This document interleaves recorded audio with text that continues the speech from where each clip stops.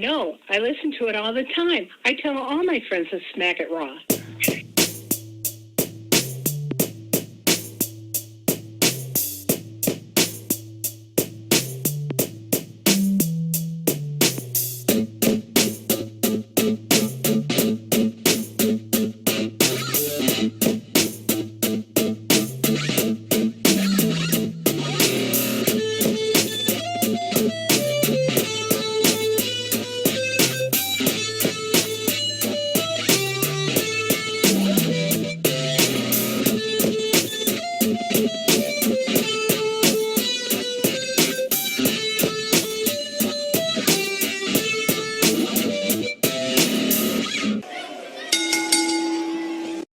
Following podcast contains mature content. The views and opinions expressed by the host are not necessarily those of the host. Social discretion is advised.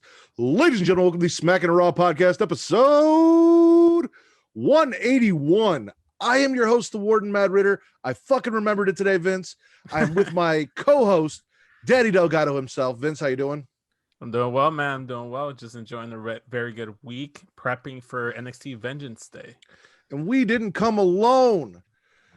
It's Valentine's Day, and I would have been remiss if I didn't have my Twitter Valentine, Mr. Kyle Bird, the hardest part of the ring from the Apron Bump podcast, now famous this week for his cameo on Raw.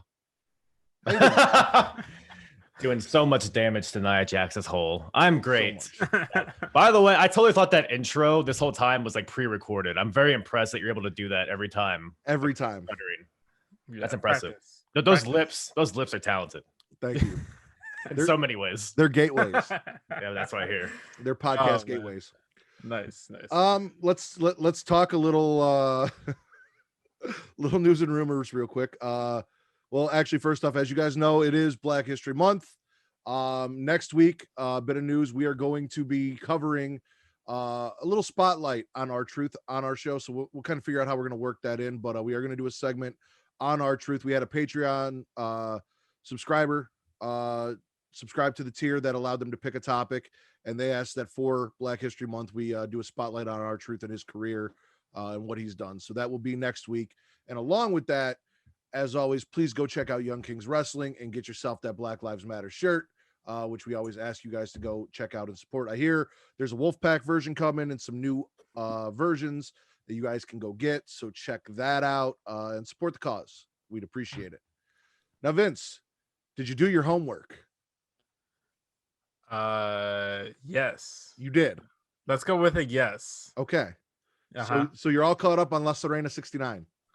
Oh, that homework? No. I listened to you guys last episode, and when you guys said it, I was like, who the fuck is that? But then I looked it up and I was like, oh, I've seen her. I'm familiar. But I didn't know her name. See, I don't know most porn stars' name. I just see the faces and the body parts, and that's how I recognize them. But Travis and I said you had homework. Did you go look her up? Did you get familiar with her work, her body of work? I did not. I found her Instagram right now. Her Instagram. That was about it. Instagram. I went ahead and checked her out. I saw some. I just they kind of like the previews on the videos. I didn't watch the actual videos. I saw some of the stuff there. Did you see the ones that I was talking about where the guy flips the guy through the table, or like the shower scene where he unzips her pants? No, really? All right, whatever. You need to send me links. Is what you need to do. I do.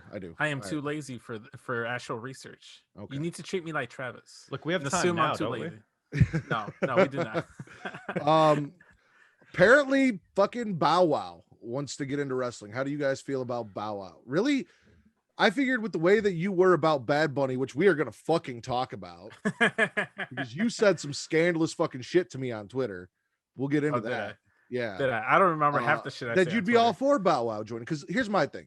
If he actually wants to go to the PC, if he actually wants to train and do this and make it a thing, why the fuck not? If he's willing to put in the work, that's fine. If he wants to come in for a one-off cameo and do a splash off the top rope, he's not famous enough anymore to really get any buzz going, so I don't see the point in that. But if he really wants to take it seriously and be a fucking wrestler, it's his passion and it's his dream and he loves this, then why is it any different than letting Bad Bunny do it, Vince? Because this kind of feels like Logan Paul trying to do boxing or MMA, you know? It doesn't feel like a legit thing. Like, at least with Bad Bunny, that makes sense, because not only is of all of these celebrities' fandom compared to Bad Bunny is really, really worrisome. Nobody's as big of a fan of wrestling as Bad Bunny, goddammit. Well, look, he's a huge fan, but there is a mainstream appeal to him currently right now. Bow Wow, sure, if he's gonna do a cameo spot, I'm all about it, but I don't want him to be involved in knee-deep storylines. The way they're evolving and integrating Bad Bunny into the show is exactly what they should be doing with him. Obviously, this is setting up a match with maybe Miz or a tag match at WrestleMania, which is completely fine as long as in and out. But with Bow Wow, it kind of feels like he might want to make the show about himself. Also, maybe I'm just not a Bow Wow guy. I used to like Bow Wow back in the day. Maybe I'm just not a fan anymore. Nobody's a Bow Wow guy in 2021. We're 20 years past anybody giving a single fuck about Bow Wow. Yeah, that's true. I loved Like Mike. That's one of my favorite movies of all time. But that was the last thing he did that I enjoyed. So fair enough. Yeah. Baby Roe has been born. Sarah Logan, and Raymond Rowe, Eric of the Viking Raiders had their child. So congratulations to them. Congrats. what's up? And last but not least, we have a limitless engagement. So my understanding is that Keith Lee got down on one knee and looked me directly in the eye and said, "You took away my WrestleMania main event. Will you at least fucking marry me?" And she didn't really have a choice but to say yes. It's good. Matt still is under the impression that Keith Lee was going to win the Rumble, which I don't believe he was. 100%. I don't hate that idea.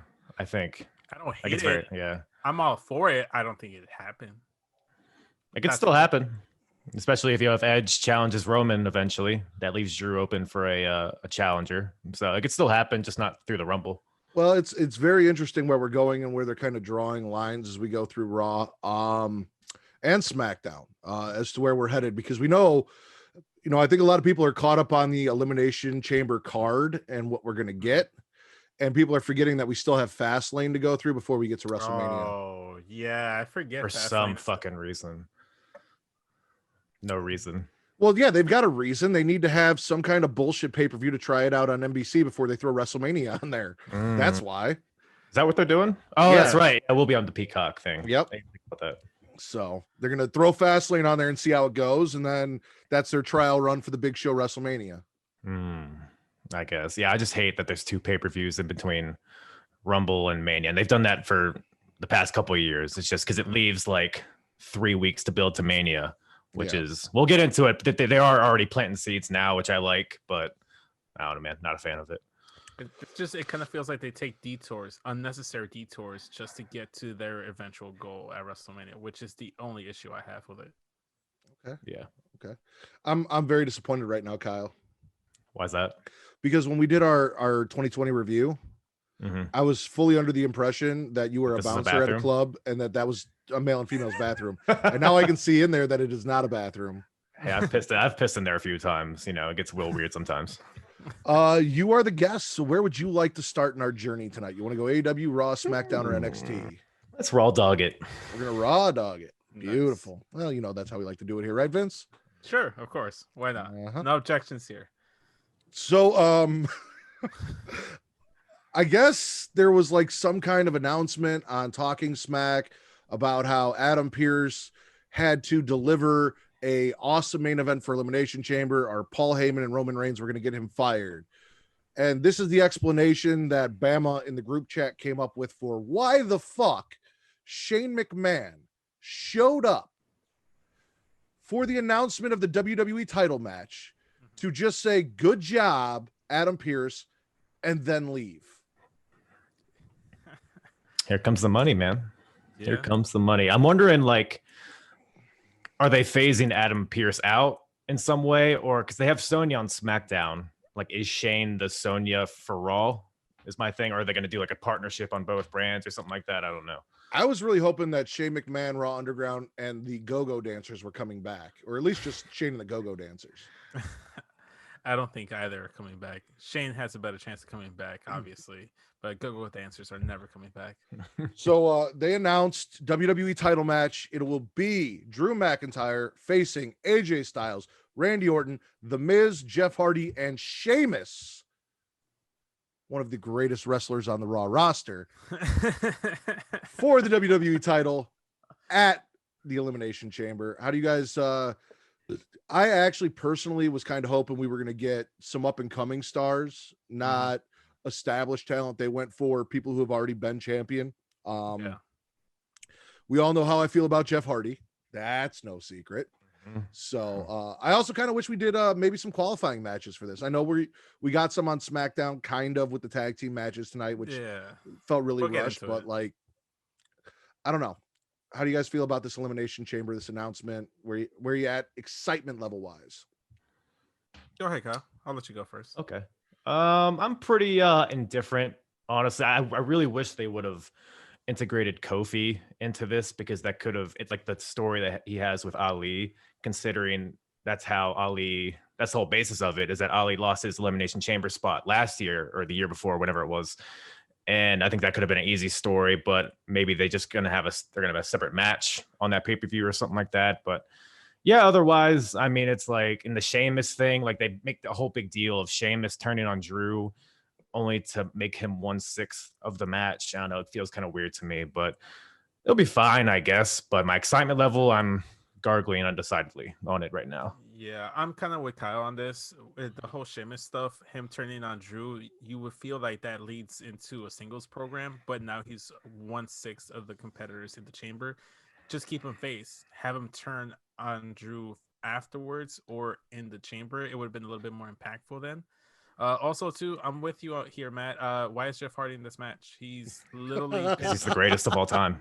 He's been irrelevant in the title picture whatsoever. The only reason he's in there is because he's a former world champion. I know you don't like him whatsoever, but preferably Matthew Riddle would have been a better option in there than Jeff Hardy, or a Bobby Lashley, or Keith Lee. Those are obviously better options than anything than a Jeff Hardy in there. That's just my 2 cents on that one. Okay, Fuck you, so Riddler. we have to take a detour because I forgot. I know Kyle listened. I don't know. Have you had the chance to listen to the latest Get Yo podcast? I have not had a chance, no. So you need to listen, because the Sweaty Session, they did poems from wrestlers to wrestlers in honor of Valentine's Day. Yet our good friend Charlie, good friend of both the Apron Bump and the Smackin It Raw podcast, had a very Smackin It Raw podcast. See, I'm so used to plugging that other show. Had a very special message. It was a poem from Matt Riddle to me that he read, and you were also included in that poem, Vince. So you were called out. But I have a little response for my friend Charlie here. It's a poem from me to Charlie. You said that poem was from Riddle, and we all know that's a lie. Apparently muting you didn't do the trick, so now we have to say goodbye. It truly hurts me to do this to you. You're my 15th favorite Asian podcaster. And I like you, so here's some advice. Bad jokes are still bad, even if you say them faster. Justin, Daryl, Garn, and Jay, you're all welcome back. I'll always be a Get Yo podcast fan. However, Riddle over Ritter, or Ritter over Riddle, is law, and Charlie has a lifetime ban. Nice. Yeah, I flubbed it a little bit, but that's for you, Charlie. Okay. I love it. Kyle made you nervous, man. He's a beautiful man. I was staring longingly into his eyes. It's like looking at Danica McKellar, Winnie Cooper from Wonder Years, if she had a sex change. Like it's tripping me out. You always say these people I don't know. I don't know if it's a compliment or if it's a diss. Have you ever seen Impractical Jokers? Very sparingly. Okay. Well, Murr from Impractical Jokers is a huge fan, and they made him Of me? Yes, of you. Okay. You don't remember he did an interview with you in this beautiful dress, and he was all oiled up for a bodybuilding competition, thinking that's what he was doing. Yeah. Right. So Yeah. Back to Raw, because Seamless transition. fuck you, Charlie. Speaking of Raw. Yeah, I almost went with like a whole like Vietnam thing, and I was like, that might be a little too far. I'm not going to go there. I'm almost Vietnamese. I'm Filipino, so it's fine. There's a line there. Yeah. We had AJ defeat Jeff Hardy in a match because Fuck it. yeah. I guess. Again, Jeff Hardy taking L's, but in the Elimination Chamber. I'm with you, Kyle. I think a much better story would have been qualifying matches, and maybe even having like Ali qualify over Kofi to get into the Elimination Chamber. Yeah. That would have been interesting. We had to listen to fucking Matt Riddle compare himself to Air Bud, which was the dumbest fucking thing I've ever heard in Oh, my it was life. so dumb. And could you tell, like there's something about Keith Lee that just like it is soothed your presence, man. Like I felt like your spirit was inside. He Keith. felt annoyed, right? Like he just Yeah. felt annoyed by Matt Yeah. Riddle's existence. Yeah. Which I kind of find a little weird because we know that behind the scenes they're best bros, and I kind of don't like the dynamic. You know, it just kind of feels forced. It doesn't feel natural to me. Seth and Becky, but Yeah. but not really different at all. But you don't like the wordplay, like Bud, right? No. Sheep it up. And then smoking he a went on to dude. list like every fucking Air Bud movie that existed. It was fun. No, it was not. It was. He's a stoner. He's like a little toasty, right? As we said. Smokes So- marijuana. He smokes a lot of marijuana. That's his gimmick. Sheamus is pissed off that he doesn't get a one-on-one with Drew. As he should be. Drew also stopped Shane and said, "Hey, what the fuck? Like, thought we were gonna have a one-on-one." And Shane's just like, "Oh well, shit happens. Have fun. Gotta go. Bye." Hopped in the car and left. New Day defeats Retribution. Again, isn't that? Don't they like fight just every week for? Xavier didn't reason. get Reckoning. Nope. That's all we No. ask. That's all he asks. No, Reckoning got that BBC from Keith Lee after he put that ring on him. Yeah, that's true. That's very true. And hopefully it wasn't a forced BBC like no. Matt Riddle promo. No, okay. If they know it's fun.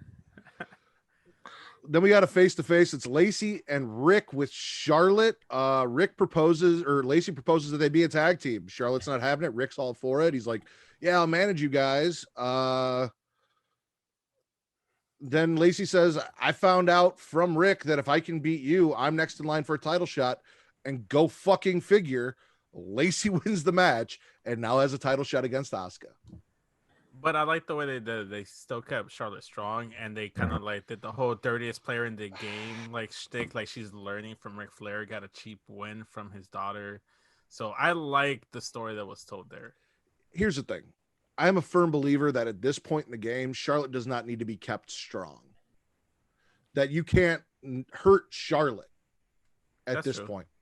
She has already proved herself so much.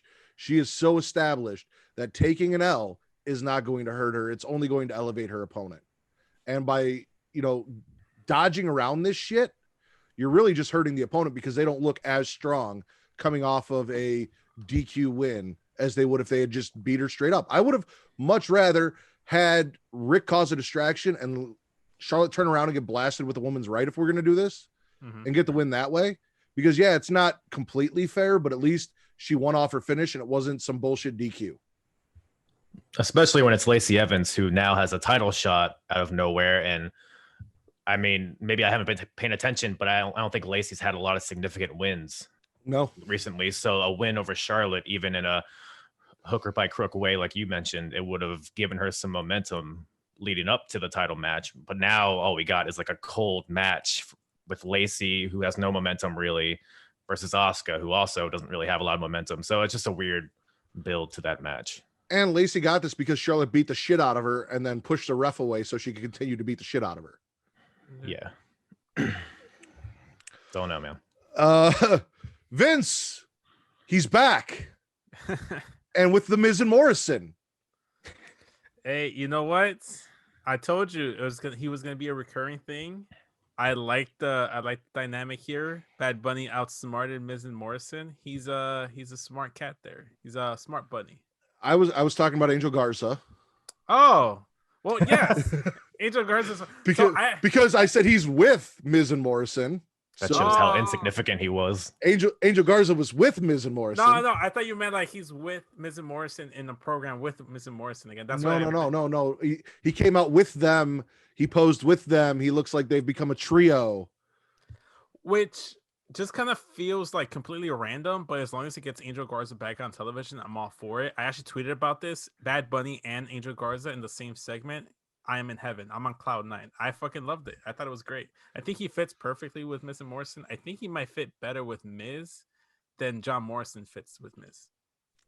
Now, to discuss the issue that I have with you. So I questioned, See, now here's the thing. I'm not a Bad Bunny hater. I honestly didn't know who Bad Bunny was, but I'm not one of the people that are like, I can't fucking believe they put this guy on TV, blah, blah. Like, I don't care that Bad Bunny's there.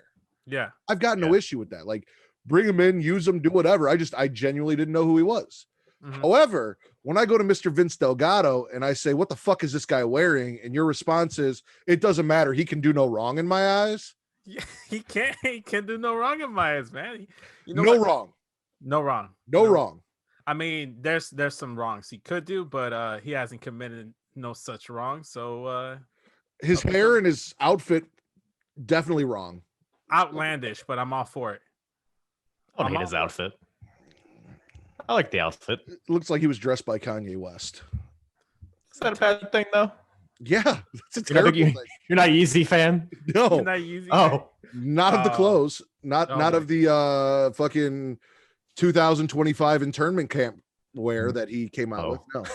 You don't like putting anteaters on your feet? No. Walking around them? Garza loses this match to Priest with a Bad Bunny assist. Priest is still out there shooting imaginary arrows, and apparently I'm the only one that's bothered by this. No, actually, I've switched shifts here. I'm on your side now, Matt. If he's gonna be, he's no longer gonna be the Archer of Infamy or whatever. He's gonna be more or less just like Puerto Rican cool dude with Bad Bunny. Then stop doing the Archer thing. I love the arrows personally. I think they should have kept him on NXT for a little bit because we have Vengeance Day coming up. He could have been the host. You know, that little gimmick there. They could have done it. I wonder if he could come back from them putting him in a diaper. They did it the Big Show, so they're not above that. Also, I would really love to see if he could actually shoot an arrow as opposed to just pretend arrows at his opponents. I doubt it. I mean, we always thought that Elias can really play guitar, but it turns out he can actually play. So I never thought Elias couldn't play guitar. Where did you get that idea from? Oh no, well, there was rumblings on the internet that the internet's stupid. Well, supposedly there was like a debate whether or not he was actually a good guitar player or not. Elias is still the second biggest babyface on Raw, only supplanted by Bobby Lashley at this point. It's because he beats up Jeff Hardy. Correct. See, there it is. Kyle understands. I read in between the lines. I could smell your Jeff Hardy hate from a mile away. I forget, honestly. I forget his hate for Jeff Hardy sometimes. I know about Matthew Riddle's hate, but the Jeff Hardy one, just like sometimes I completely forget. Because it doesn't make sense, right? Yeah. Makes perfect sense. And if you guys want to hear more about that, I did an episode of Apron Bump where we completely stopped talking about WWF 2001, and I just went on a whole rant. He was not happy. How much I hate Jeff Hardy and how I think Jeff Hardy should be in the 24/7 title division. Where he belongs. So you missed a we spoke about this before, but you missed a very crucial part of his career, which is like the late 2000s when he was building up to his first world title win, and he won the world title, and that was his best like era, like a few years, and you missed that. So you have you saw him jumping off ladders on the fucking Bubba Ray Dudley, and now you see him facing Elias, and that's your image of him. I mean, I knew he was champion. I think it's funny that you never ever hear anyone be like, hey, go check out this Jeff Hardy promo from 2008. Oh, he was never a good promo. Hey, this is the best Jeff Hardy match you'll ever see. This is up there with Undertaker and HBK because he doesn't have them. It's pretty good matches. I liked his match with Elias that one time. I will say this. I'd be more down to watch Jeff Hardy match than a Sheamus match. Vince. One and the same. They are really one and the same when you think about it. Yeah. So Bianca's here to do some scouting. She lets Asuka know that she is ready for Asuka. We're teasing it. Is she gonna pick Asuka? Is she gonna pick Bianca or Sasha? I'm pretty sure it's gonna be Sasha. Though they kind of threw us for a loop tonight on SmackDown, so we will see. Oh yeah, during that fucking Airbud bullshit, we got a challenge from Keith Lee and Matt Riddle about how Keith Lee thinks not only can he beat Bobby Lashley, but he can beat Matt Riddle. And explain this to me. Riddle loses to Keith Lee. Keith Lee beats Matt Riddle. Lashley attacks, fucks up Matt Riddle like he should because he's the shit. Goes after Keith Lee, which I didn't quite appreciate, but I understand it. Guy came for you. And then they make a triple threat match. So the guy that's lost to Lashley repeatedly and then lost to Keith Lee is still in the fucking title match. It's dumb. I will say that makes no sense. The whole point of the match itself was to determine who will be next to challenge Bobby Lashley, even though Matt Riddle has already just like lost to Lashley continuously. Am I wrong, or did Riddle did he lose to Lashley, or was it like a DQ finish? It was a no contest finish because he got fucked up. Right. So I guess, just to like do some mental gymnastics here for their booking, they probably figure, Matt Riddle hasn't had a fair shake at a U.S. title match. So this is their way of like sliding them in there. I know it doesn't really make sense, but it's like The only thing I can think of is Riddle's in there to eat the pin for whoever takes it. So that way, if they go with making Keith Lee U.S. champ and trying that out for a little bit before they push him to the world title, they don't hurt Bobby Lashley in case they have plans for Bobby Lashley going forward, maybe higher up the card. I could see that. I could see potentially Matt Riddle being there to take the pin so that Keith Lee can get the U.S. title picture, U.S. title, and then get Bobby Lashley out of the U.S. title picture and into the WWE title picture with Drew McIntyre. I could totally see that be the case. Yeah, Lashley was fucking amazing on Raw. Like this past few weeks, he's been a monster. Like this is the Lashley I've been waiting for, like ever since he returned. Because ever since he returned, he's always been like the side kind of like sidekick for everybody, or he's been in a faction, or he's been with fucking Rusev, like that whole thing. I was going to say, that's how I knew that this Lashley existed, because I guarantee that the Lashley we finally got on Raw was the Lashley Lana was getting behind scenes. Well, how can you blame Lana? If Exactly. that's what you're looking at. Yeah. So is that what we credit her improved in-ring ability? Just got fucked into her. Yeah, just got fucked into her. sometimes that's all it takes. You need a little push, and you need a little BBC pushing There you go. Your skills or whatever Lana has. Speaking of BBC pushing and Lana, Lana defeats Nia in a tables match by pushing her into a table. I fucking love this, man. The payoff of 9 weeks of going through a table, Lana coming back at the Rumble, eliminating Nia, then beating Nia in a tables match, it all paid off. Who says WWE doesn't do long-term storytelling? But the hilarious part is that you're right. It was a payoff to a several month build-up, but all anyone could fucking talk about my hole. I completely forgot Lana even won the match just because that's all I remember. Oh, Travis made it very clear that no matter what we talk about tonight, no matter what we say, my hole is the title of this episode. So, as it should be, as it should be. I support it. Yeah, no, it went. I mean, Nia's hole went viral, and not in an STD kind of way. Like as far as we know. Yeah, I made a shit ton of fucking my whole little posts and everything with the gift that they had out there and all sorts of shit. Everyone loved it. You had my whole remixes to songs and Snow White and the Seven Dwarves and Josiah Williams did like a whole remix of Yep. It was so great. Naomi dancing to a remix version of her music with the My Hole in it, like all sorts of crazy shit. So this was a few days on the internet where that people could just rejoice, no arguing, just everyone coming together to enjoy Nia Jax's hole. Well, that was the best part, was like, say what you want, but normally after Monday Night Raw, Twitter specifically in the IWC is, oh my God, Raw is so terrible. I hate Raw. Raw sucks. Blah, blah, blah. None of that. There was nothing about how bad Raw was. It was all about Nia Jax's hole. That's all anyone cared about. That's all anyone talked about. It was a very happy time. It's a very happy place. Nia Jax's hole is a happy place for the IWC. I have a question. Okay, what's up? Nia Jax. Yes. Would you? Oh, yeah. Okay. Vince? Yeah. Because Right. I feel like she looks a lot bigger on TV than she actually is. I feel like if I met her in person, she wouldn't be as imposing in real life. I've met Trish and Lita. They look way smaller in real life than they are on TV. To be fair, height-wise, I'm a I don't think she's 5'7" Mexican, and she Yes. still might be physically imposing to me. Possibly to you. Very true. I'm just saying, like they look shorter. They're not they're not larger than life like they are on TV. You know. So yeah, no, I definitely think I could handle that. I think the motion of that ocean. Hopefully my wife is not listening right now. I definitely think I could handle that. She would definitely not be able to be on top of me. Then I wouldn't be able to handle the motion of that ocean. If there's a way to go out, that's how you go out. Hell yeah. Then we had Naomi in an impromptu, I think impromptu match against Yeah, it was Shayna. impromptu. Yeah. Naomi got the win here. Yeah. Yeah. It's fine. It It's was kind just of there. yeah. I don't love that they put Naomi with Lana, but hopefully there's some kind of payoff with that. So Yeah, it's really bizarre how they have like the sexy muscle Barbies or whatever they're called and other women tag teams, and they just slap together these two women for no reason. I don't know, but maybe they have bigger plans for wrestling. I think they used to team together once upon a time. So they did have not history. team together. They actually feuded and they had a dance off.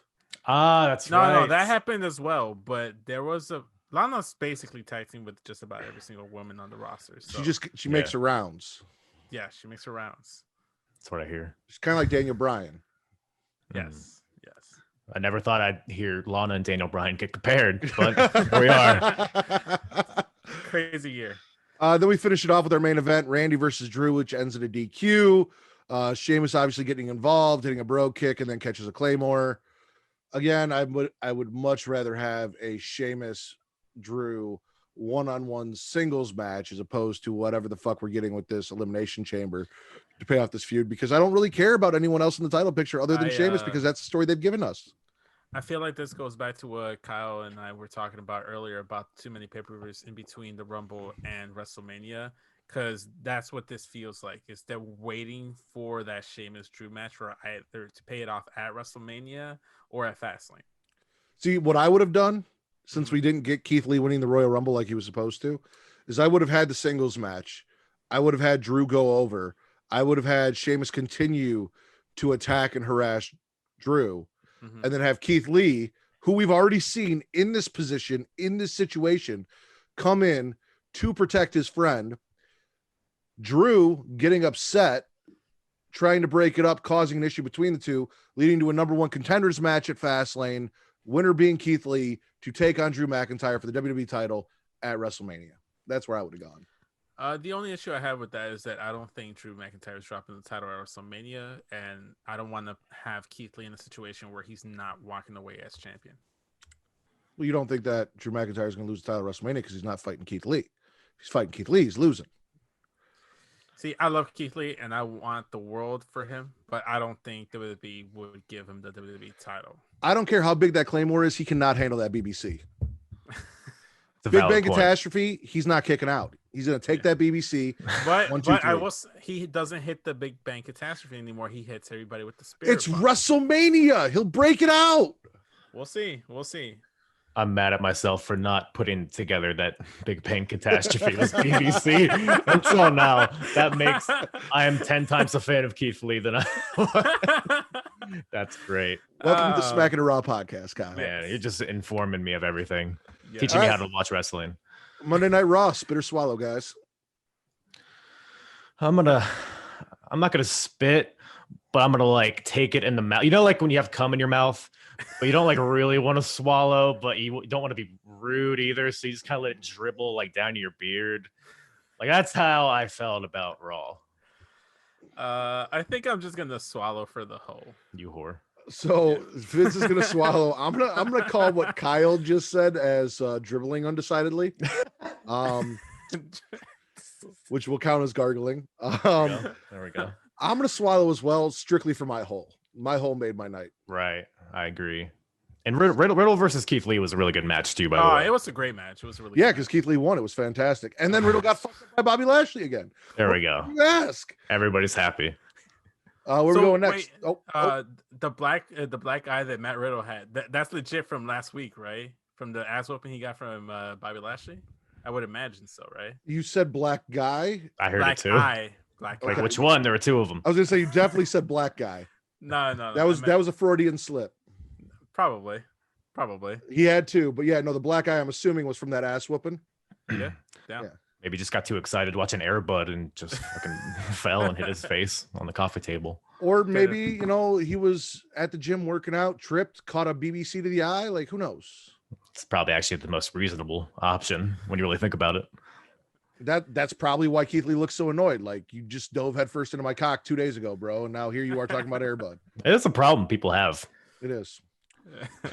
Especially at the manhole. Yeah.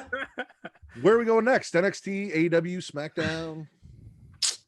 Let's go SmackDown. It's still a little fresh. All right, so you guys are gonna have to help me out because I actually fucked up big time, and I had USA on for the first 8 minutes, and then realized, oh shit, I'm supposed to be on Fox. So like I caught it at the very end where like Paul Heyman's like, well, Roman Reigns may be contractually obligated to defend his title, but he doesn't have to defend it in the Elimination Chamber. So originally, I'm assuming Adam Pearce wanted Roman Reigns to do the same thing as Drew McIntyre, and Paul weaseled his way out of it, which is how he got the number one contenders matches, also featuring Kevin Owens and Jey Uso. And the winner of that is going to go on to face Roman Reigns at Elimination Chamber for the title. Yeah, the same night. Same night. So you got to win an Elimination Chamber and then beat the Tribal Chief. Yes, sir. That is fucking impossible. Yeah, I think that's the whole point. I think that's the point. Yeah, it's more of Roman Reigns establishing his authority, I guess, which is kind of fun. I mean, because at first when he was doing this, I was like, why does Roman Reigns have any? He's not the leader of SmackDown. He's not the GM, but it's like he's so valuable to the brand that he essentially controls what anybody does. So I kind of like that aspect of it. And ultimately, I think this is more of like a pivot point leading into Fastlane, where I imagine that the winner of the Chamber will have like a valiant attempt at the Chamber facing Roman Reigns, but then lose and then get like a proper rematch at Fastlane. So I feel like this is like a stepping stone to Fastlane, really. Yeah, I kind of feel that same way too. And based off what we saw tonight on SmackDown, my dark horse contender for that is Cesaro, especially since apparently he's now a babyface. When did this happen? Well, we'll talk about that. I actually feel like SmackDown dropped the ball big time because I feel like they had an opportunity to do something really cool here. So they announced Jey Uso is in the Elimination Chamber and Kevin Owens is in the Elimination Chamber. And then we're going to get what after Rudolph. Rudolph. I think I invented that term. Fuck you. Said they wanted in and they're like, oh, do you want us to put you in the same pod or like, how do you want? No. So we got tag team matches. So first off, it's Corbin and Sammy defeating Ray and Dominic. For what? For a spot in the Elimination Chamber. No, I'm like, for what? Like, literally, the only person I would have wanted in that chamber is Rey Mysterio. Like, why? Because it's Rey fucking Mysterio. He's actually a legit contender. Him versus Roman would be a great match. You think Rey Mysterio has a chance to survive an Elimination Chamber and take on Roman Reigns with the booking that he's had lately? No, not with the booking he's had recently, but you know, you could always write something in there. It makes no sense for Dominic Mysterio to even be in the Elimination Chamber. So right off the bat, I knew that Dominic and Rey were losing just because Dominic was Rey's partner.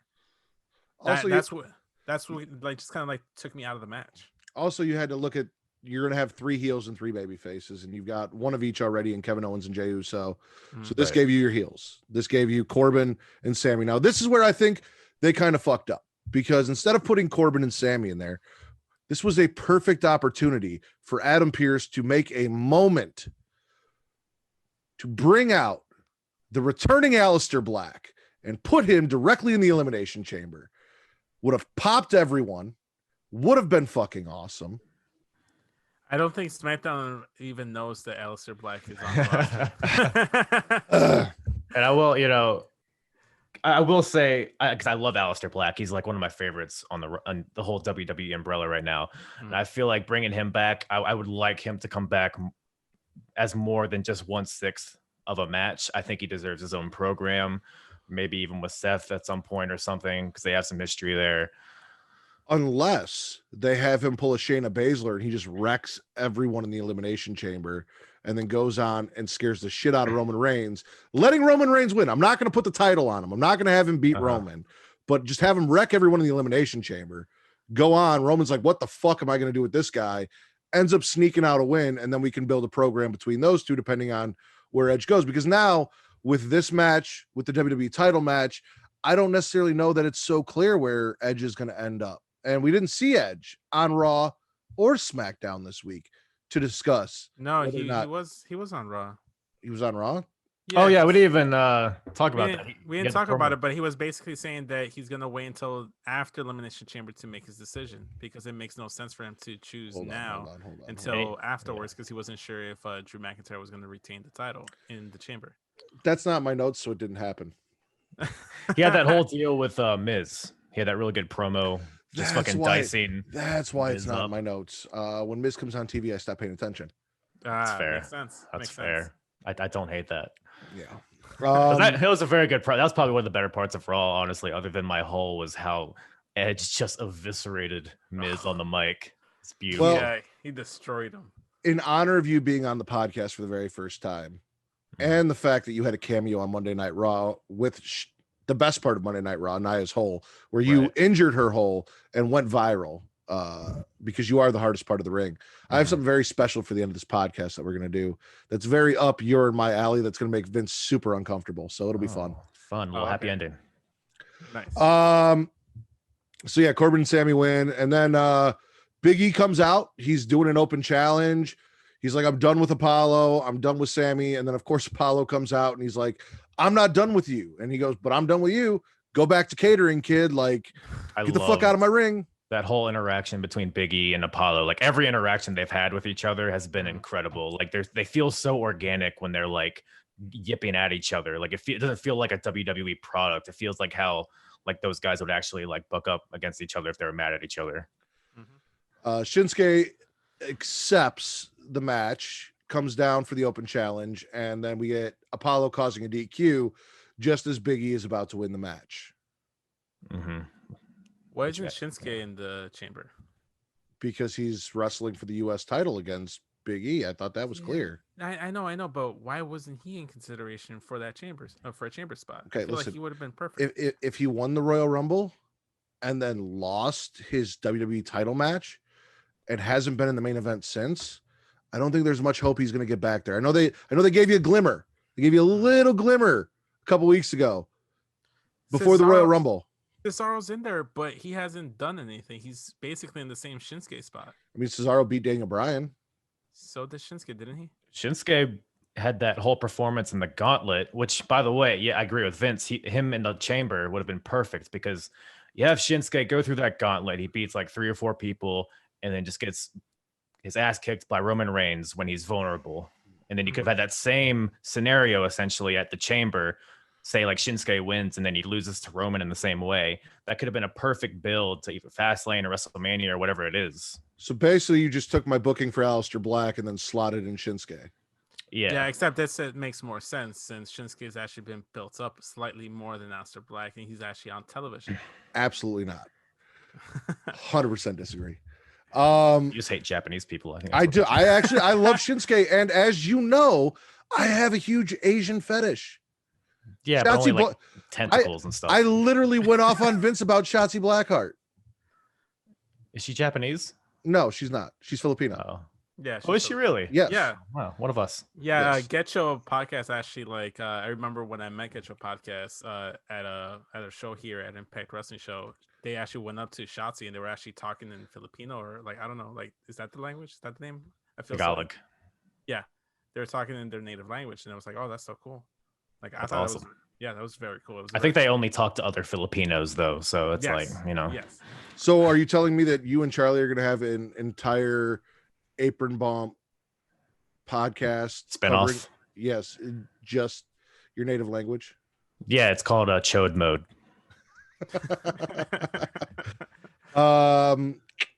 Seth Rollins returned. Messiah. Change of music. How do So you they feel called about him. They called him the architect. That he had kind of the Messiah thing going on, but yeah, no, it wasn't a change of music. He went back to Burn It Down. it? Mhm. Everyone thought because he went back to Burn It Down, he was a babyface. But when he walked out in that fucking all pleather suit, pleather shirt, pleather tie, I was like, gloves. I'm like, how could you guys think this is a babyface? Good people don't wear condom suits or whatever Yeah, the fuck no. he had on. He looked like the devil from a TV show on the CW. Like, He looked like a prick, is what he looked like. Yeah. He looked like a fucking prick. and that's what he was. He came down, and he was a prick. He talked about how he had a baby and it's changed him, and how he basically is still the same person. And the entire roster was out there to witness this, and they all left except for Cesaro. who then also left after kind of giving him half a chance. And Seth Rollins beat the shit out of Cesaro until Daniel Bryan ran down to make the save. Kind of surprised Seth Rollins didn't get in the Elimination Chamber. I think he'll have his own program because we got to remember Elimination Chamber. They have other matches there too. So he provides value maybe against, like, Cesaro's in the chamber, right? But who knows? I think he's gonna slowly be paired up with a top babyface. I think his dance partner at WrestleMania is gonna be Daniel Bryan. Since originally I thought it was gonna be Bryan versus Roman, but I'm still in the camp that it's gonna be Edge versus Roman at WrestleMania. So I think that's who Daniel Bryan tangles with at WrestleMania is Seth Rollins. Yeah, and especially since Cesaro and Daniel Bryan are teaming, that would make sense. They planted the seeds already tonight. Yeah. How do you guys feel about us not getting a women's chamber this year? I mean, have they done anything to build up either women's top titles? Did they do anything to build up the men's elimination chamber other than announce it? No. But look at the current champions. It's Roman Reigns, the number one contender to Elimination Chamber for Roman Reigns, one of the hottest characters in WWE right now. Drew McIntyre, one of the top champions on Raw. They actually build him like a top guy. So they make sense. What have they done with their champions? Are you gonna are you devaluing Sasha right now and her importance? A little bit, yes, because yes, she had a program with Carmella, but I would argue that her stuff with Reginald was way better than anything she did with Carmella. Yeah, absolutely agree.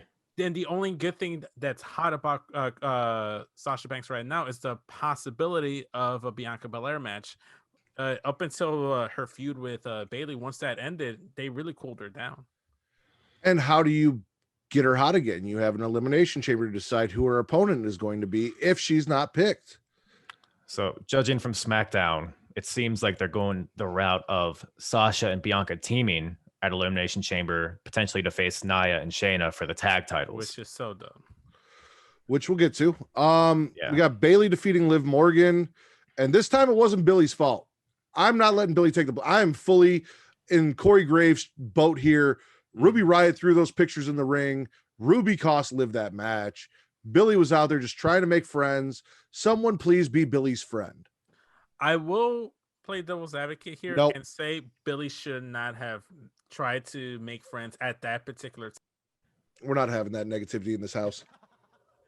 Yeah, maybe like backstage, bring it up. Maybe in the entrance, maybe in the pre-match. You bring out your resume. Yeah, that's basically it. But this is not Billy's fault. I can't mute you both because then I'll have no one to talk to. So no, but I'm not disagreeing with you, Matt. I'm just saying maybe the timing wasn't the most ideal. But this is definitely not Billy's fault. Ruby threw the shit in the ring. Ruby threw the shit in the ring. And last week, whose fault was it? It was Liv's, because Billy was trying to help Ruby Riott by getting the rope closer to her so she can get the rope break. And what happened? Liv came in and distracted and caused a big distraction. Just let Billy help. Good things will happen. That's a good and point. Vince is very passionate about this because he is the Billy Kay of the Smackin' It Raw podcast. Of course. Is that a good thing? It depends on if Travis ever accepts the rope that he's pushing to him or not. Yeah. So to speak. Street Profits defeat Alpha Academy. Yeah. I think Alpha Academy is I think they have so much more value than what they've been given so far. Because Chad Gable is one of the best workers that they got. He's so good. He's also very charismatic. Like, you wouldn't know by the shit that they've, like the Shorty G bullshit they've given him. But the stuff he did with Jason Jordan and NXT, like, he has personality to him. Oh, yeah. And Otis obviously has personality to him. And Otis, he does the caterpillar and all that shit. But sometimes he looks like more of a bloated Taz to me when I see him. You know? He's like the Bulbasaur to Taz's, or do I have it backwards? I want the Venusaur to Taz's Ivysaur. There we go. Yeah, that's basically what I see Otis as. Yeah. Okay. Well, then, question for you, Kyle. Would you like to see new recruits into the Alpha Academy? Nah, I think you just keep it as those two, honestly. But I mean, I will never not be upset that they broke up Heavy Machinery for no fucking reason. I agree with that. I would say that Otis looks like if they made a Taz sex doll and you blew too much air into it. There we go. There we go. That's the one. Yeah, just I don't know. I'm not loving this. Vince, do you know how much? Look up how much Chad Gable weighs. Mm-hmm. He was 'Cause if on he's- 205 Live. I was gonna say, if he's under 205, why are you not using him to put on banger matches in the cruiserweight division? He did, yeah. He popped in for like a second, but for whatever reason, he didn't stick around. I would have loved to see him hold down that division. There's a lot of guys I'd love to see like go to NXT and either be in the cruiserweight division or whatever. Chad Gable's one of them. Basically, the entire NXT roster for the most part. If you think about it, for the most part. Give me a second. We used to get cruiserweight title matches on the WrestleMania pre-show and shit, and pay-per-view pre-shows, and they were fucking bangers. When you were getting Ali versus Cedric Alexander and all of that stuff, like they were tearing it down. And Chad Gable, if he is under 205, could be utilized. 203. Yeah, so use him there. Yeah. But he's such a great act on main roster. He's such a great character guy. Which would elevate the cruiserweight title and elevate the guys that are in that division. Are you trying to say that Santos Escobar is not elevating the cruiserweight title? Not to the main event, not to the main roster. You don't think Kurt Stallion is putting him on another level? Yeah. By the way, I love Kurt Stallion. I don't know much about him. I don't watch 205 Live. When I saw him on NXT, he was like a Matthew McConaughey later kind of blend. All about it I liked. I thought he was like the Wish version of Adam Page, but that's just me. That's fair. Just because that's being generous. That's very generous of you. All right. So after the match with the Alpha Academy, Street Profits are leaving. Sasha comes out, does a little dance for Montez Ford, possibly to build a little heat with Bianca, and then puts over Bianca and says she's the boss and she's the only choice. Bianca comes out wearing red on SmackDown. Now, generally, Bianca's deal has been whatever brand she's on, she reps that color. She's repping a lot of blue on SmackDown. When she went to Raw, she made a point of how good she looks in red because that's the Raw brand's color. But here she came out and said, you may be the boss, but you're not the boss of the EST. And she's rocking red. So I don't know if they're kind of trying to swerve us a little bit, make us think she's leaning toward Asuka. Honestly, I think that the program sounds better between Bianca and Sasha, but I think Bianca and Asuka would be a better match. Respectfully disagree. I think the chemistry would be a little bit better between Sasha and Bianca. And also, too, I'm biased because this is a dream match of mine that I've been wanting to see for the longest, ever since NXT Bianca Belair. Would you argue that Sasha's a better wrestler than Asuka? Yeah, I would argue that. Really? Point. Yeah, I would argue that point. I think they're different. I don't know. It's like just different flavors, but both are delicious, you know? It's trying to compare Shawn Michaels and Chris Jericho. They're two different, like. That's not a comparison. It's Shawn Michaels all day long. Shawn Michaels, Eddie Guerrero, then. That's a little bit tougher, I feel like. I think it's more like comparing like a Rey Mysterio to an Undertaker. Like they're both great, but in different ways. Yeah, that's fair. We get back to my whole thing because out comes Shayna and Nia and Sasha and Bianca. See, now I actually like them as a team. I feel like they have good chemistry as a team and they play off each other well. And I know that you're a Sasha stan, but people can argue that her face run has not been the best with her as a face. Horrendous. I feel like Bianca makes Sasha more likable. Yeah, totally. In their interactions together, especially when they brought in the replays from Monday Night Raw, it felt very organic and it felt like they were an actual tag team. And this is something I would like to see if they weren't about to face each other for the women's title at WrestleMania, which is the program that's going to happen. Yeah. Or organic is the right word because, like, man, I feel like Bianca is what Sasha wants to be because Bianca is so fluid. She's so natural. Like, everything comes off so smooth. Then you have Sasha. It's just like everything feels forced. All of her movements, all of her promos, the flipping the hair at the right time, that stupid laugh she does. I hate all of it. It's all so rigid and she's so hateable. That's the thing. Why is she a baby face and she's so hateable? Like, she's such a good heel, makeup, which are probably going to eventually. I think that's the goal. I think they should lean into that going into WrestleMania. Maybe that's why they're trying to do the tag team pairing so that Sasha can turn on Bianca and there's some heat to it. I will say this: as much of a Sasha Banks fan I am, Bianca Belair has way more potential and could like eclipse Sasha Banks in terms of star power in WWE and mainstream. I really do believe so. Like, the sky's the limit for Bianca Belair. 100%. Main event of SmackDown: Rudolph lose to Cesaro and Daniel Bryan, and then we get an elimination chamber kerfuffle where Corbin scuffle, kerfuffle, brouhaha, gangbang all day. The winner. All the bad guys come out, and then we finish it off with KO coming in and dropping everyone with stunners like he's motherfucking Stone Cold Steve Austin. I loved Cole's commentary. Stunner, like just 6 times in a row. It was just so like matter of fact. Popped the chub on that one. But yeah, did we address the question? My initial question is, when the fuck did Cesaro turn babyface? Tonight.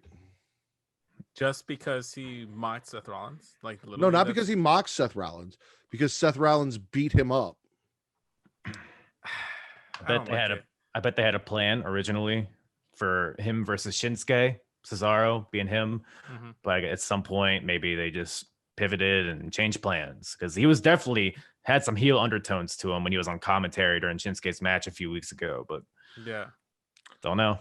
You can say the same thing about Shinsuke. Really, he kind of just turned face all of a sudden. Yeah. Also, yeah, I don't really like those sudden, like abrupt, like switches of like heel face dynamic. I kind of wanted it to be a little bit organic. Yeah. Mm-hmm. Well, did you organically swallow or did you organically spit SmackDown? There were I matter of fact swallowed SmackDown just like those stunners. Just like I took them one by one. There. He bukkake swallowed. That's the step above swallow. Something like yeah. I thought SmackDown was a very solid show. Other than like the tag matches, everything else was decent. What about you, Kyle? Yeah, I'll take it in the gullet and put it down into my tummy. I am actually going to dribble undecidedly on this one. I wasn't really invested all night. Like, yeah, the ending stunners were cool, but I'm watching the show, and compared to weeks before where there's shit going on and I'm like, hell yeah, most of the night tonight I was just kind of like, it's on. Yeah. I mean, SmackDown did feel like not as on top of things as it normally does. Like, SmackDown usually feels like a must-watch show. I feel like you didn't miss much of tonight's show if you didn't watch it. But Matt, are you sure it's just not those 8 minutes you spend on USA that's really like leaning you in one? They can't lean. Well, here's the thing: direction. If 8 minutes of the beginning of SmackDown was the deciding factor between whether I'd swallow a huge load like Vince or I just let it dribble down my chin like Kyle, I don't think that 8 minutes was that important. Well, you know, if you've watched SmackDown for the past 4 or 5 months, you know that the first like 8 minutes are dedicated to Roman Reigns making his entrance. So that's pretty much all you missed. Which is all you need. That is a crucial part of it. Yeah, some nice sneaks, some nice kicks. It's all about the foreplay. Get into the ring. Mm-hmm. Let's bump over to Wednesday nights, Kyle. AEW or NXT? Let's go. Let's change it up. Let's go AEW. We kick it off with Darby Allin versus Joey Janela. I am not a Joey Janela fan. I think he was fine in this match. I think it was an entertaining match. I know that Kyle over at the Smackin It Raw podcast was gushing over this match about how great it was. Thought it was good, but I didn't. It's fine. Nothing special. I don't know, man. Like sometimes AEW, like specifically this match, had a very indie style feel to it, and whenever I see a pile driver and it doesn't finish a match, it just irritates me. Joey Janela reminds me of a guy that you'd see cast in a movie to play a porn producer, like not an actual porn producer, but like what you'd look at if you were trying to like cast a porn producer. Or also when he doesn't have his hair pulled back, he looks like what the fuck is the name of that show? There was a show on Comedy Central, I think. Chappelle Show. South Park. I'm just gonna list every Comedy Central show that. My wife would know, I can't think of it, but there's it's I know what you're talking about. Workaholics. Yes, Workaholics. He Yes. looks like the dude from Workaholics. Yeah. I Yeah. know who you're talking about. I can see it. I can. I can't get behind that guy. Also, his girlfriend's fine as fuck, and I don't understand it. Doesn't Wait, make are they sense. still together? Yeah, Really? Skylar's story. that's her new WWE Oh. name, Skylar Story. Yeah, it's not what's her fuck? The That was hot, before. the, or as Brady people who Lauren. don't know, the hot chick from Damian Priest's hot tub. Ah, yes. Yes. I don't know why I thought Penelope Ford was still with Joey Janela. Oh, you mean the one that got married last week? What other hints do you need, Vince? I mean, Lana married Bobby Lashley, but I'm pretty sure deep down she's still married to Miro. So You don't know that. We had another Mox promo where he was outside because apparently that is the only time you can get Mox to do a promo is somewhere out in nature. It's his he's natural walking around, it habitat. just hits him. yeah. Yes. Inner Circle seems to be on MJF's side. Sammy says he knows what MJF's doing. Mhm. They have a little meeting and they kick out the entire Inner Circle, but they tell the camera guy he can stay. Mhm. And then as they go back and forth, and Sammy is being led to repeat exactly what MJF wants him to repeat, that he hates Jericho and he just wants to take over the Inner Circle. And MJF pulls a phone out to record it.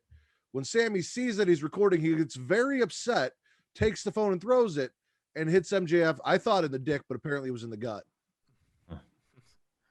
Even though there's a camera crew that you allowed in there to tape the entire interaction. And we have gone back in AEW and actually acknowledged that AEW wrestlers, much smarter than the WWE, can go back and watch a show from last week and see what happened. Yeah, it would have been fine had MJF not gone out of his way to be like, "Hey, cameraman, you stick around." Like, I can like suspend my disbelief to an extent. Like, oh, I'm looking in on something nobody else sees.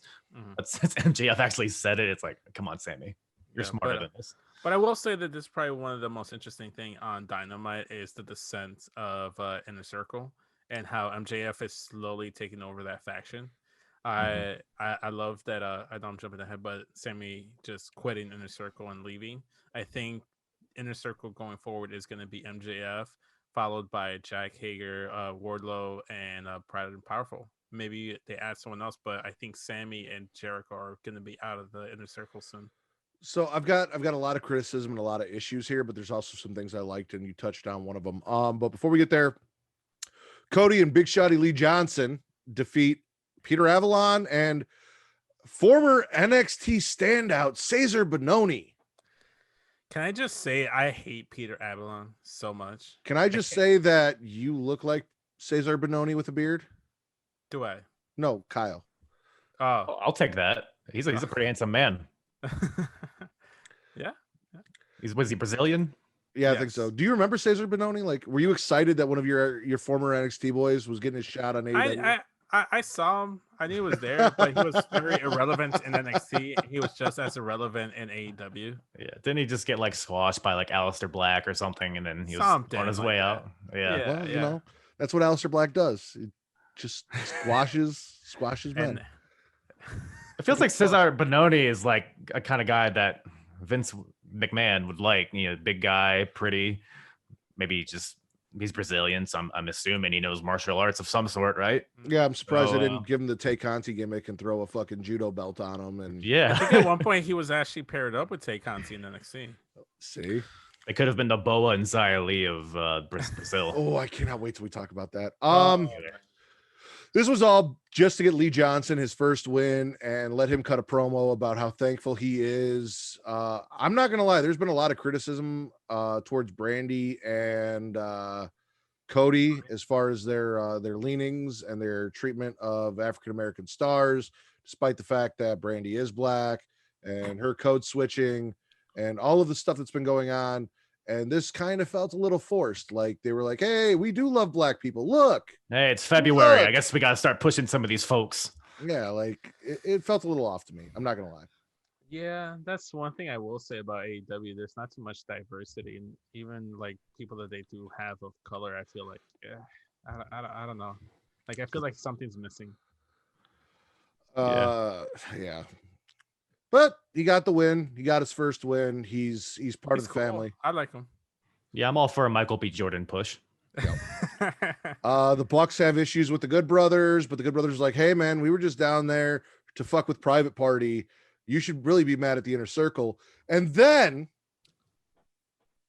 fucking the Young Bucks give a title shot to Proud and Powerful, despite the fact that we had a match to determine who the official team of the Inner Circle was, and it was MJF and Jericho. And then they won a battle royal, or they won the battle royal to go to the match to determine who was going to be the number one contenders. But we're giving a title shot to a team that isn't even supposed to fucking exist right now. And this is where shit doesn't make sense. Like, what was the point of the battle royal if now you're just gonna throw in a random number one contender shot just because? Yeah. First of all, the Good Brothers, they called them Private Shardy. That's a very important detail. I thought it was a little, it's like shit, right? Yeah. But yeah. Yeah, I'm with you. The tag division, it's like for a while, I mean, that was like the best thing going in AEW. Like they had an amazing tag division, but now even like FTR is kind of directionless, and the Jurassic Express is weird, and yeah, there's not, and like the rankings are non-existent apparently, and then you got the fucking Acclaimed in there. Like it's a mess right now. Oh, I'm going to talk about the Acclaimed. And the Acclaimed. Oh my God. Just to keep going, and I'll be in the background. So Hangman is coerced by Matt Hardy to go out drinking, which isn't hard to do, and you offer to buy drinks. Mhm. And Matt Hardy's got a proposal for him that he's going to give him at this little soiree of two men. But as he walks away, he walks across the Dark Order, and there's an awkward moment where they look at each other. It's kind of like if you ever went out to a club and you met a girl and you brought her home, and then you prematurely ejaculated and she left, and then you went back to the same club and she was there, and you bumped into each other and you don't know what to say. That was very detailed, man. Yeah, it's weirdly specific. I'm surprised you didn't include the name of the club. Is that not something that happens to everyone? No. Oh. I don't prematurely ejaculate and go back to the club. That's a night ender. Well, no, I mean, this is like a week or two later, you go back to the club. Oh, okay. I thought you were talking about the same night. No, this is like weeks Like, later. You go back goddamn. she just happens to be there, and then you just kind of look at each other, and you're embarrassed, and she's embarrassed. I suppose. I liked it, though. I like John Silver's catch you on the flip. Oh, that's stupid. Like I love him so much. His humor just gets right into my asshole. I love it. More Nia jokes. So we're just gonna roll into this. We're gonna put it all together. So they go out drinking, right? And as Matt Hardy is drinking with Adam Page, he's turning to the side and dumping the drinks out. And then he offers Adam Page a contract and says, I'm going to make you a billionaire. I'm going to take a small part, but you're going to be a millionaire. You're going to be a billionaire. Just sign this contract. Now, I missed it. I know Kyle and Kevin over at the Smackin It Raw podcast caught it because I listened to their recap. And I know that Dave LaGreca and Bully Ray and most of Busted Open missed it as well.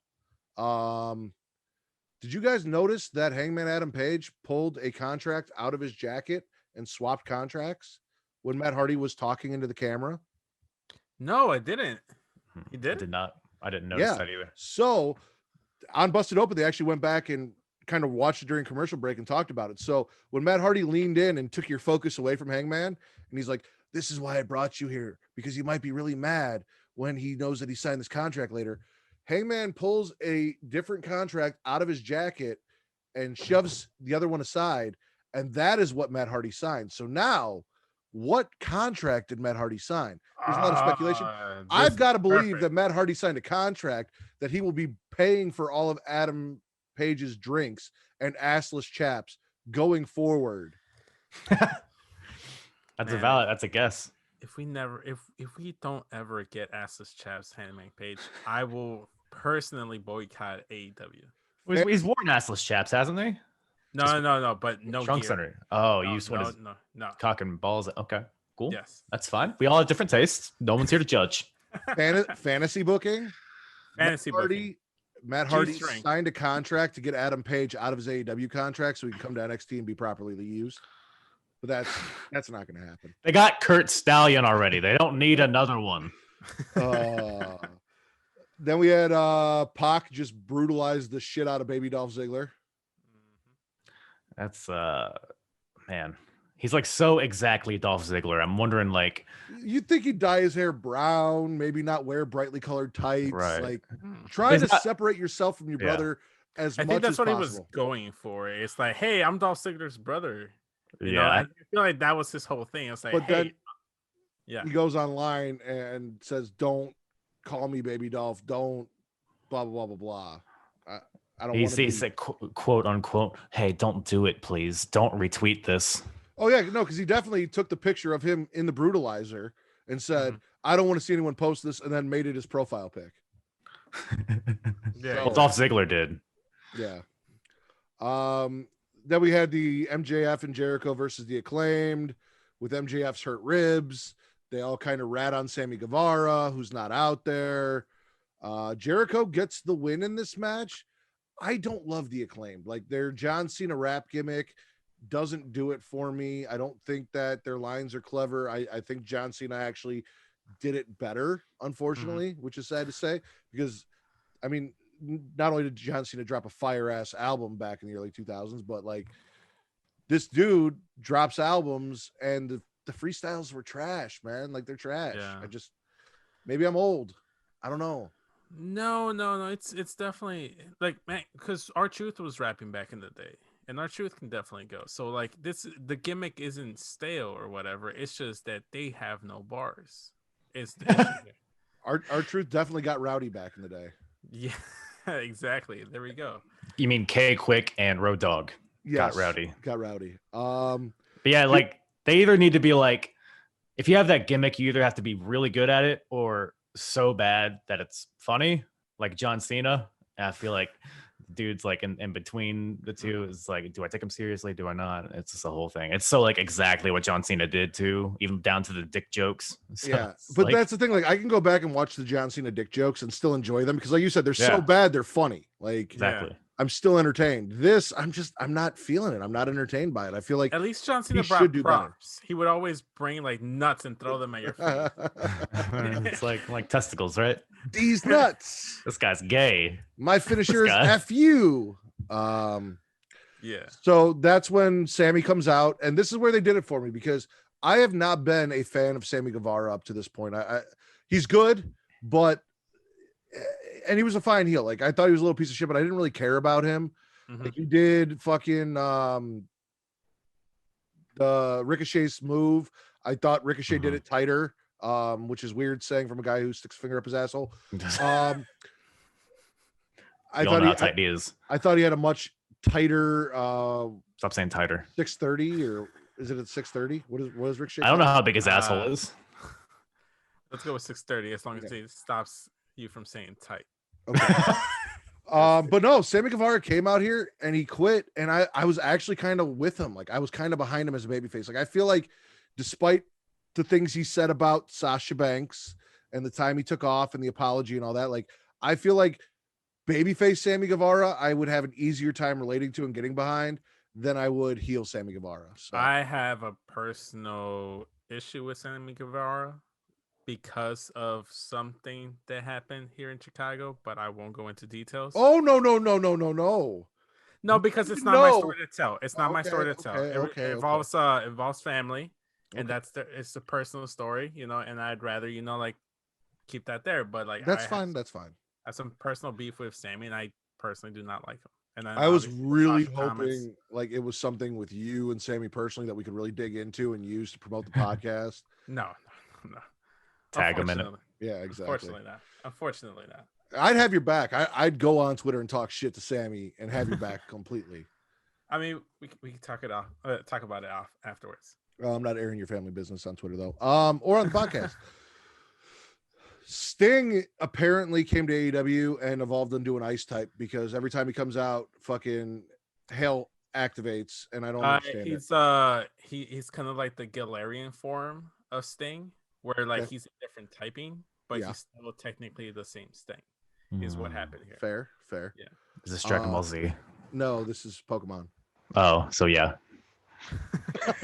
Wow. For all intents and purposes. Wow. It's all that Japanese bullshit. Oh wow. You were gonna start the biggest Japanese Filipino feud I've ever seen in my life. Hey, I'm a big fan of Blue Eyes White Dragon. I'm with you guys. I've actually been rewatching Yu-Gi-Oh. No Have bullshit, you? on Hulu. Yeah, Have you? Have you? yeah, I have. That's a choice. It really was. My wife's been making fun of me. She's like, "So you're just watching Pokemon?" And I'm like, "It's not Pokemon. It's Yu-Gi-Oh." She goes, "It's the same shit." Like you. No, I'm watching porn. I promise. Yeah, exactly. There's tentacles in here somewhere. Yeah. This sucked though because you just did a kidnap angle last week with Marco Stunt, and now you're doing it with Team Taz, where they kidnap Darby, and we have to believe that the safety of Darby Allin is dependent on the fact that a 67-year-old man can chase down a car on foot. Well, he's Maybe. the ice. He's the ice king. He can. Maybe he uses Blizzard to slow them down. Mhm. If Didn't he's think about using that. Blizzard, I've got a bone to pick with him because Chicago fucking sucks right now, and I'm blaming Sting. Yeah. Needs to learn how to use that move better. So is Darby Allin dead? It doesn't. Don't you die when you get dragged by a car? I've been playing a lot of Red Dead Redemption, and when you lasso somebody with a rope, and then you drag them on your horse, they die pretty quickly. Now I understand the Kurt Stallion obsession. I'm on my horse on that old town road. Mhm. That's just the kind of guy I am, you know. So funny, real quick. When I first heard the song "Old Town Road," I thought he was saying, "I'm going to take my hose to the Old Town Road Mhm. and ride till I can't no more." I didn't realize he actually said horse. I don't know if I knew that either. I I've still been think he's singing. saying those. I was singing it hose. No, it was horse. I Yeah, prefer no, those. I would sing, "I'm gonna take my hose to the old town." Yeah, no, it anyway. That's the rap I grew up with. That's what they sang about. Like you take them to, anyway. Maybe horse is a euphemism for hose. Could be. Kenny is golfing poorly, and Don Callis and Nakazawa are making him seem better than he is, while he does an interview with Marvez, basically saying he's just getting his head ready for the match that he's going to win. That's. Yeah. I don't think Kenny Omega is like invested in the stuff that he's doing. Like something tells me that his heart isn't in it because it's such like a diluted version of what he already did in New Japan with the Bullet Club kind of separation stuff. Like I don't know, it just feels like a. Well, then I guess the question here, if he's not really feeling that, he's just going through the motions. Isn't he supposed to be a VP and have creative control? Isn't that the whole point of AEW? Is that the wrestlers have creative control of their own characters? So if he's going through the motions and he's not really feeling this gimmick, then who is telling him to do this gimmick? He's busy building up the women's division, don't you know? No, that's him. It's a group of people. It was him, and then he failed. So then they went and got more people because they just shit all over him for his shitty booking. Speaking of the women's division, Thunder Rosa gets a win over Layla Hirsch in the first round of the women's tournament, which Travis said tournaments are boring. We also found out that it's not the USA versus the Japanese in this tournament, but the Japanese bracket is going to take place in Japan, and those matches are going to take place on YouTube on Mondays. So that's where we'll be able to see our new favorite Maki Ito. And then the US side will take place on Dynamite. So you're trying to say that I have to watch more wrestling on YouTube for AEW when I don't already watch Dark? You don't have to, but if I see Maki Ito and she's fire as fuck, I'm going to be like, Vince, go check this match out. Okay. I don't think she actually shits on people in the ring. If that's what you're watching her for, want to believe that you're right. But I don't know. I've never seen her. Maybe I could be wrong. That's just my guess. I'm strictly basing my love of her on the fact that her scat. Yeah, her scat, but no, just like everything I've seen of her on Twitter, where she just like she's supposed to be this cute, nice little fucking Asian schoolgirl, and she's flicking people off and telling them to suck her dick, and I can get behind that. She gives 100%. me baby metal vibes, and I love it. I like that. Jungle Boy is mad at FTR, and Marco Stunt is safe because we did that thing, and he had to wrestle on Dark, so that's over. Mm-hmm. It's fun.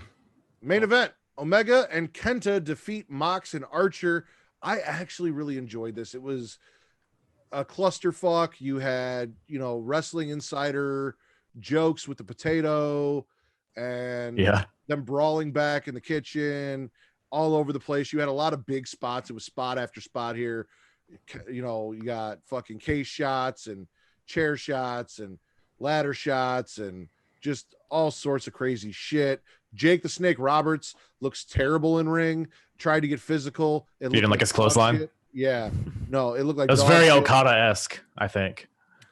The Good Brothers helped out here, helped Kenny get the win. A lot of people said Archer was buried. I felt like Archer looked like a fucking beast coming out of this match. Like he took everything. He took a magic killer and got up, and then took a V trigger and got up. And then 3 guys had to deliver the one wing angel for him to be down. He was crushing motherfuckers this entire match. I hate Archer. I do not like him, but I recognize that he looked great in this match. Did something happen between you and Archer in Chicago as well? No, I just never liked him. Okay. He always just kind of seemed boring to me. Like I never got the hype. I also like that someone pointed out that 3 of the 4 men in this match are former IWGP US champions in Mox, Omega, and Archer. And that I believe Omega was the inaugural. Archer beat him. Mox beat Archer. And now probably Kenta is going to beat Mox. Mm-hmm. So that was a cool little Likely, yeah. Can I tell you something that enraged me about this match? Absolutely. Peter Avalon takes a GTS. He's right next to a fucking bed. He takes the go to sleep, and he doesn't take a bump on the bed. Sleep, bed. It's such good shit, pal. It's right there. He literally right he there. saw the bed. He was like, nope, not gonna fall on that. Why? Because it's Peter Avalon. And He does everything bad. yeah. Fuck that guy, man. Another guy, I have no idea how he has a contract. He's friends with the Bucks, I guess. AEW, Spit or Swallow. Can I just let it like drill down my chin? We both already have. You might as well join the group. Because I love some stuff about it, but I really don't want to swallow it. But at the same time, it wasn't bad, so I don't want to spit it. And I don't want to gargle it because, the taste will be in there too long. Okay. So I'll just let it like drip down my chin. True. I feel like that's the move. I'll take it in my mouth, spit it into my hand, but then put it back into my mouth like after some thought. See, I'm gonna swallow. So here's my proposal, Kyle. How about we snowball this shit? Okay. I hate that I know that term. It makes me judge myself. Vince, are you familiar with snowballing? I do not. You're not familiar with snowballing. I am not. All right. Well, I guess we got to demonstrate what. So it's when Kyle takes it into his mouth and then rolls it around and then spits it into my mouth. And then I swallow. Why do you get to swallow it? Well, I can spit it back in your mouth if you want. Okay, let's get like 50-50, Yeah. Let's be fair about it if we're gonna fucking do it. If we're gonna snowball, we'll snowball right. Exactly. Okay, I get the term. I get the term now. You Give it a goog. You should try that out for Valentine's Day. I think your lady friend would be really into that. We'll see. No Talk promise. to her. Try it out. How do you even bring that up? Hey, I know we do strictly missionary, but got a proposal for you. So I was on this podcast, right? Yeah. And these 2 guys brought up this term. I don't know if you've heard it. It's called snowballing. I thought we might try it. It's Valentine's Day. It sounds super romantic. It's a new way to share fluids. Slice some pineapples for us. We can make it as pleasurable as possible. Extra protein for both of us. Vince comes back next week. So I'm single now. But you know what? I'll go back and study the tape and really follow up a game plan for Sunday. There's a way to do it, I think. Beautiful. NXT. Let's get into it. We kick it off. MSK defeats Legado del Fantasma to move on to the finals for the Dusty Cup on the men's side. They're going straight to the moon. MSK is. I am calling it right now. They're winning the whole thing. Yeah, I would. See, part of me wants to say it, agree with you, But also, I think weren't the Grizzled Young Veterans the losing finalists last year? Yes. Yeah, that- but the winners of this get a tag title shot, and it's against Lorcan and Birch, which are heels, and NXT does like to do the traditional heel face dynamic. On very rare occasions, they'll throw in tweeners. I don't think Grizzled Young Vets are tweeners, and neither are Lorcan and Birch. Yeah. I'm not saying MSK will get the titles, although why not fucking put the titles on MSK? Yeah, that's a good point. And MSK Also- has a ton of momentum too. Also, so. I'm biased.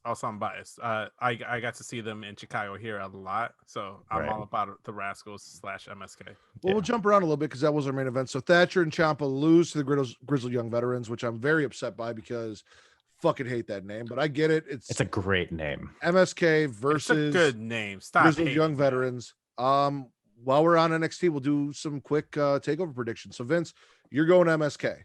Yes, I'm totally going MSK here, Kyle, I'll go MSK too. I'm gonna go Grizzled Young Veterans, even though you hate the name. even though I hate the name.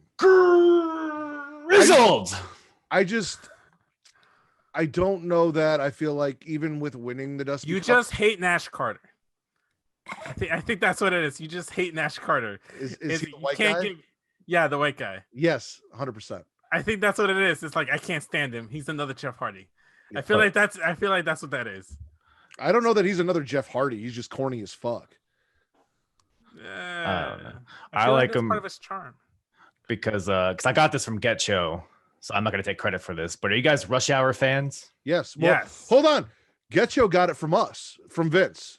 Oh, Yeah. really? They- Oh, They well, gave never Vince mind. the shout out. So Yeah. Oh, well, I wasn't paying attention. I guess Yeah. I thought they were talking about Vince McMahon, maybe. you got another shout out on the podcast. So Yeah. Justin let everyone know that he got it from you, Vince. Okay, over well, here. I you appreciate. guys are aware. that. You guys are aware. I I do like it. copyrights.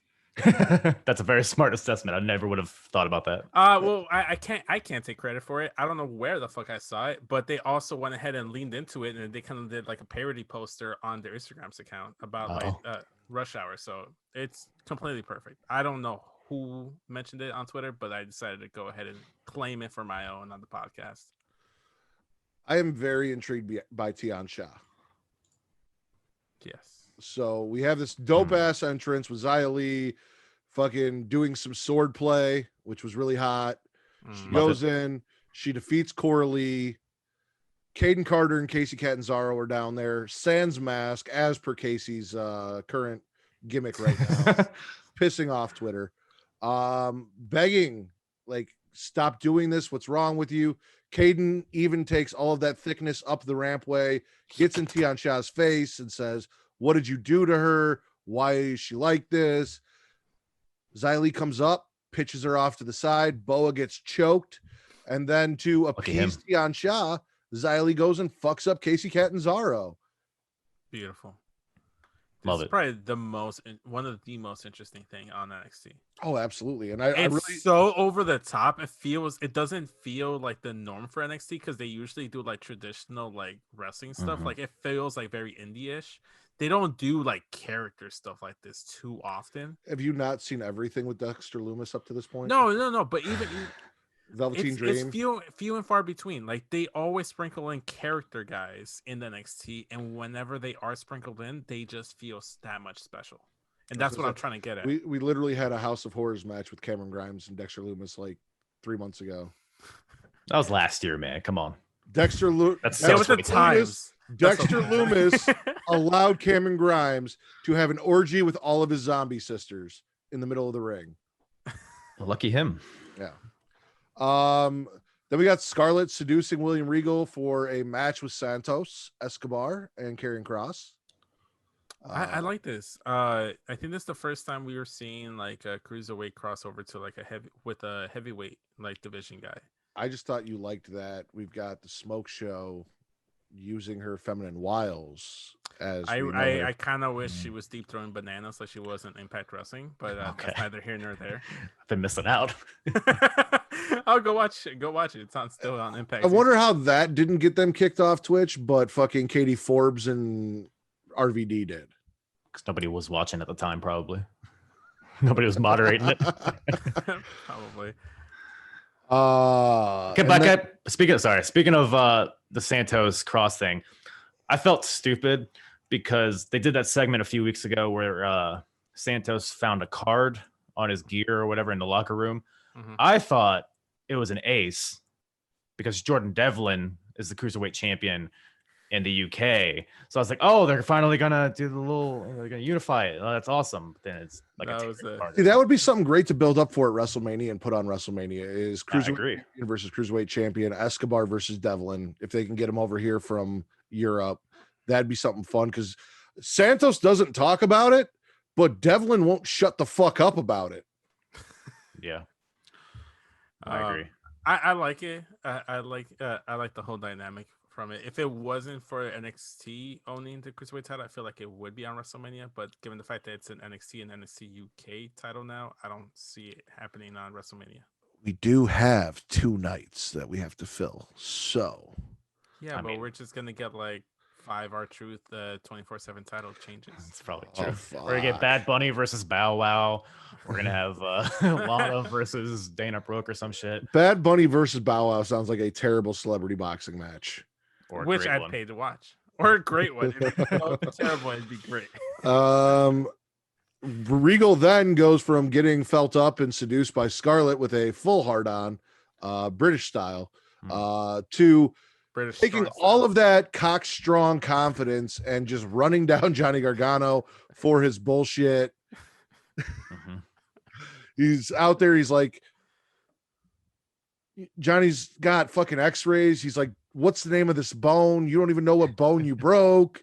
You're full of shit. You were cleared by the doctors. And Johnny's like, I don't trust your bullshit ass doctors. I went to my doctors and they said this. And Regal's like, all right, so you got 2 choices. You can either let Austin Theory defend your title against Kushida tonight, or you can relinquish your championship.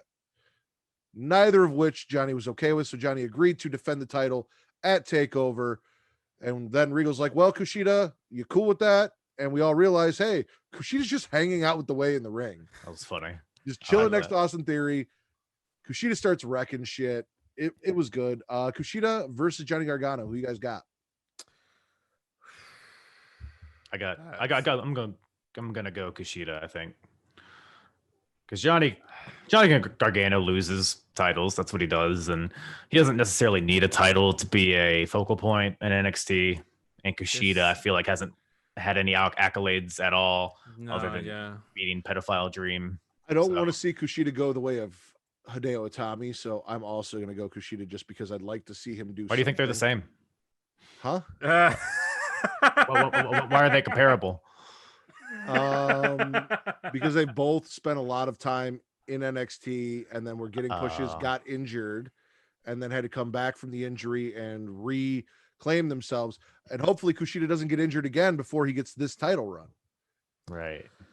And ends I would up back love in to, New Japan. I would love to see Kushida win that North American title. I'm a big Kushida guy. I love them over in New Japan Pro Wrestling. I do feel like Johnny Gargano is somehow going to retain this, though. Okay. Somehow is going to retain this. So you've got MSK and Johnny Gargano, Mm-hmm. and you've got MSK and Kushida, and then I've Mhm. got GYV and Kushida. So You're not gonna say their names. all over the place. No, I'm not. Grizzly on veterans. Then, Grizzly ladies and veterans. gentlemen, moving on. My pick for the winners of the Women's Dusty Cup. I can almost guarantee it. Shotzi Blackheart and Ember Moon defeat the way Indy Hartwell and Candice LeRae. Moving on to the finals for the Women's Dusty Cup. They are going to take on the winners of another match from last week, I believe, which was Raquel Gonzalez and Dakota Kai. I was behind Gonzalez and Kai being the winners of the Dusty Cup after the performance last week because it's kind of hard to envision Gonzalez like losing because they've been building her up as such a strong dominant force, especially going clean over on Rhea Ripley. But maybe it's recency bias, and maybe Matt's rubbing off on me. But I'm getting behind the Shotzi Blackheart Ember Moon train, especially now that they announced that the winners of the Dusty Cup will also get a women's tag title opportunity. They make more sense to take on the team of Nia Jax and Shayna Baszler. And see, that's what bothered me is a lot of people were saying, well, Raquel Gonzalez versus Nia Jax is a obvious No. matchup. That's No. where they're going to go. That's what makes sense. And I don't see that. Mm-mm. First No. off, you have history between Shayna and Ember because Shayna took the title off Ember and injured Ember. You have Shotzi Blackheart, who is on the rise, one of the hottest stars in NXT in the women's division. They are a great tag team. Ember Moon in ring is fucking lights out, especially since she's returned to NXT. Mhm. I can easily see these. I hate the new theme song though. Well, It's you terrible. can hate all you want. They still ride a fucking dildo launching tank down to the ring. Yeah. But just to be a contrarian here, Dakota Kai and Shayna Baszler have history. For the Very longest, true. Shayna Baszler bullied Dakota Kai, and now she's become this new character. It'd be an interesting story dynamic to see them interact. I'm not saying that they should win and they should be facing Nia Jax and Shayna Baszler. I'm just saying I would love to see this new Dakota Kai interact with Shayna Baszler just to see what we get. Before I counter that, where you at, Kyle? I mean, I'm probably gonna go with Ember and Shotzi just Good boy. I didn't want because to have to mute you again. that's the only reason I'm saying it. You have a gun to my head. Yeah, neither of them. They both seem like very popular women's wrestlers in NXT, but neither of them necessarily seem like they're in the hunt for like a women's title win or beat Io Shirai or whoever has the title. So I think it could be some sort of accolade. Oh, for sure. But yeah, some sort of accolade for those two, as well as I think they match up well with Nia and Shayna. Although, because like Vince said, Dakota and Shayna also have history, and Raquel is also a fast rising superstar over there. So could go either way, but I'm gonna go Ember and Shotzi. Yeah, same here. Now, to counter your argument, why did you pick MSK? Mine? Me? No, Vince. Oh, okay, you're pointing. I picked MSK because they're the babyface tag team taking on the heel tag team champions, which is why I also changed my dynamic with Ember Moon and Shotzi Blackheart. Which is why Raquel and Dakota do not make sense, because heel Exactly. Dakota going against the heel Shayna to defend babyface Dakota getting her ass kicked and bullied does not make sense. No. I'm not saying that was the reason. I'm just saying that there's history between Kai and Baszler that I would love to see explored in the future. I was just making that narrative there. And maybe when she gets called up. This is more so for the listeners out there who were dumb and picked Giant Gonzalez and Dakota Kai to win. I also feel like Dakota Kai is the weak link. I did love the end of this match where Indy dove on top of Raquel Gonzalez and Dakota Kai. Dakota Kai is the weaker of the two. I do not want to ever put the words weak link next to Dakota Kai's name ever. Okay. Weaker. Yeah, weaker of the two. Closest to being weak. Yes. No, the end of this match where Indy covered Candice after Candice took a eclipse, and then Shotzi came down with her version of the coffin drop that we still don't have a name for. Though I do love that people were calling them total eclipse of the heart, and I think that should definitely be a thing. Brilliant. Not realizing that she's a legal woman and then getting pinned because she was too busy trying to save Candice. Like, I love that whole ending. That was fantastic. It was great. It was a great match all around. All four women killed it. Yeah. You look like you had something you wanted to say before I cut you off there, Kyle, to go on. For me? Yeah. Anything? I don't remember. Anything to add? Oh, no, because you were talking about how Giant Gonzalez and Dakota Kai aren't going to win because they're heels going on to face heel tag team champions, but you're forgetting that the eminent face turn for Nia and Shayna based on the because they're going to go by the holes probably, right? They're going to pop culture topical. They're going to come out from the Holes movie, dig it up them holes, that song. I can sing it for you if you want. No. But They're going to do an Undertaker gimmick where Shayna is taking souls and Nia is digging holes. I think so. Yeah. I think filling that void. The direction. Yes, definitely. There's a hole left behind by Undertaker, so to speak. We're having fun. Escobar addresses Fighting Cross, and then in comes Legado, and they apologize. He's like, never apologize. I don't apologize for anything. Don't apologize. But I have a mission for you boys. You need to go find somebody for me. And I'm like, dude, you just sent your boys to their death. This is Legado del Suicida right now. Like, nice. Suicide mission. Suicide Squad. Yeah. And they got fucked up. Karrion Kross fucked them up.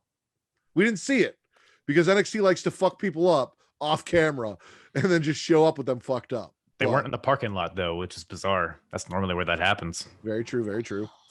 Yeah. Maybe it's occupied. It's probably That probably could be. true. Yeah. By Cameron Grimes' Lamborghini. Oh, dude, we're almost there. We're almost there. Kushida defeats Austin Theory. It's DQ. Johnny attacks Kushida. And then, as Austin Theory gets out of the ring, he is yanked under the bed, essentially, by the nightmare that is Dexter Loomis. And when Johnny reaches under to pull him out, he pulls out Loomis, doesn't realize it until he's already on his back. Idiot. The way ends up in double submissions. You've got the hoverboard lock and what I like to call the killer cuddle. I don't know what Dexter Loomis calls it, but that's what I'm calling it. The killer cuddle on Austin Theory. I love Dexter Loomis. Like, I love Dexter Loomis. Yeah, I mean, he's someone I view like Elias, who I think might thrive more on the main roster than NXT. But yeah, I mean, I'm still kind of on the fence. Also, Dexter Loomis. too, another reason why I feel like Johnny Gargano is gonna retain, because it's clear that Loomis and Gargano is gonna be a thing. It's either gonna happen for the title or not, and I feel like it would happen for the title. Fair enough. Fair enough. Grimes shows up in a Lamborghini. He is invested in GameStop because during his time off, he played video games and went to one, got super fucking rich, and now you can kiss his grits. Literally, this whole promo, the entire time, all I can hear is Kanye West "Can't Tell Me Nothing Right" playing in my head. He made his money. He ain't listening to nobody. Ain't nobody making him wrestle zombie chicks. No orgies. None of that's happening anymore. Well, there'll be orgies, but with non-zombies probably. Yeah, exactly. Now. I fucking love this. Unless he's into zombies now. Maybe find a new fetish. Yeah, that's very true. Dude, I thought this was fun as shit. I loved it. I laughed my ass off. I thought it was entertaining as all hell. It was so hilariously unnecessary that I loved it. Yes. And it felt so out of place for NXT that it was perfect. This perspective, like kind of comedy version of JBL, this rich cowboy character coming out and just throwing his money around and being a complete and total jackass. I'm super excited for it. I like it. Straight to the moon. I'm all for it, man. And now he's got the money. Now he can go to his buddy fucking Elon Musk and be like, hey, here's a down payment. Get me on a rocket to the moon or Mars, wherever the fuck you're going. Has he gotten a PS5? That is a good question. He's not that rich. Come on now. Let's get crazy. We got separate promos from Io, Tony, and Mercedes. Who do you guys feel is going to win the triple threat women's match between Io, Tony, and Mercedes Martinez?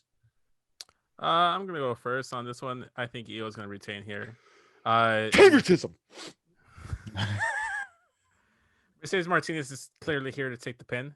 I could also see a scenario where Toni Storm gets the title, which leads to an Io Shirai chase, which is something she didn't get. She won it in a triple threat match. She didn't chase after anyone. She didn't beat anyone cleanly, and it would reinvigorate Io Shirai a little bit, especially given the fact that in the Mae Young Classic, Toni Storm did beat Io Shirai, and that's something that Tony likes to throw in Io's face as much as she can. I could see it. I think it's between Toni Storm and Io Shirai. I think it's Io Shirai that retains it. Yeah, I agree. I think Io Shirai retains. I think ultimately she's going to lose it to Giant Gonzalez. That's how I see that the overall arch happening. That makes sense. I just feel like if they wanted Gonzalez in that position, they would have put her there already. And they didn't. They put her in the classic. She's already pinned Io months ago. Right, and they can call back to that. Yeah. She defeated Rhea Ripley, and instead of going after the title or chasing Io whatsoever, they put her in the Dusty Women's Classic with Dakota Kai. Well, technically, she wanted to be in the Dusty Cup because it was the first ever Women's Dusty Cup, and it was an accomplishment she wanted to achieve because she knows she can go after technically the it's all whenever she wants. Technically, it's all booked, so they put her in the Dusty Cup instead of putting her that. There you, Santa's real. Yeah. I'm going Tony. I'm gonna have my cake and I'm gonna eat it too, baby. I subscribe to Vince's theory, except a little different. I think Tony's gonna win here by pinning Mercedes. I think Io is gonna chase and Tony is going to beat Io, and then we will see Io debuting the Raw after WrestleMania on the main roster. No, Io Shirai is still staying in NXT.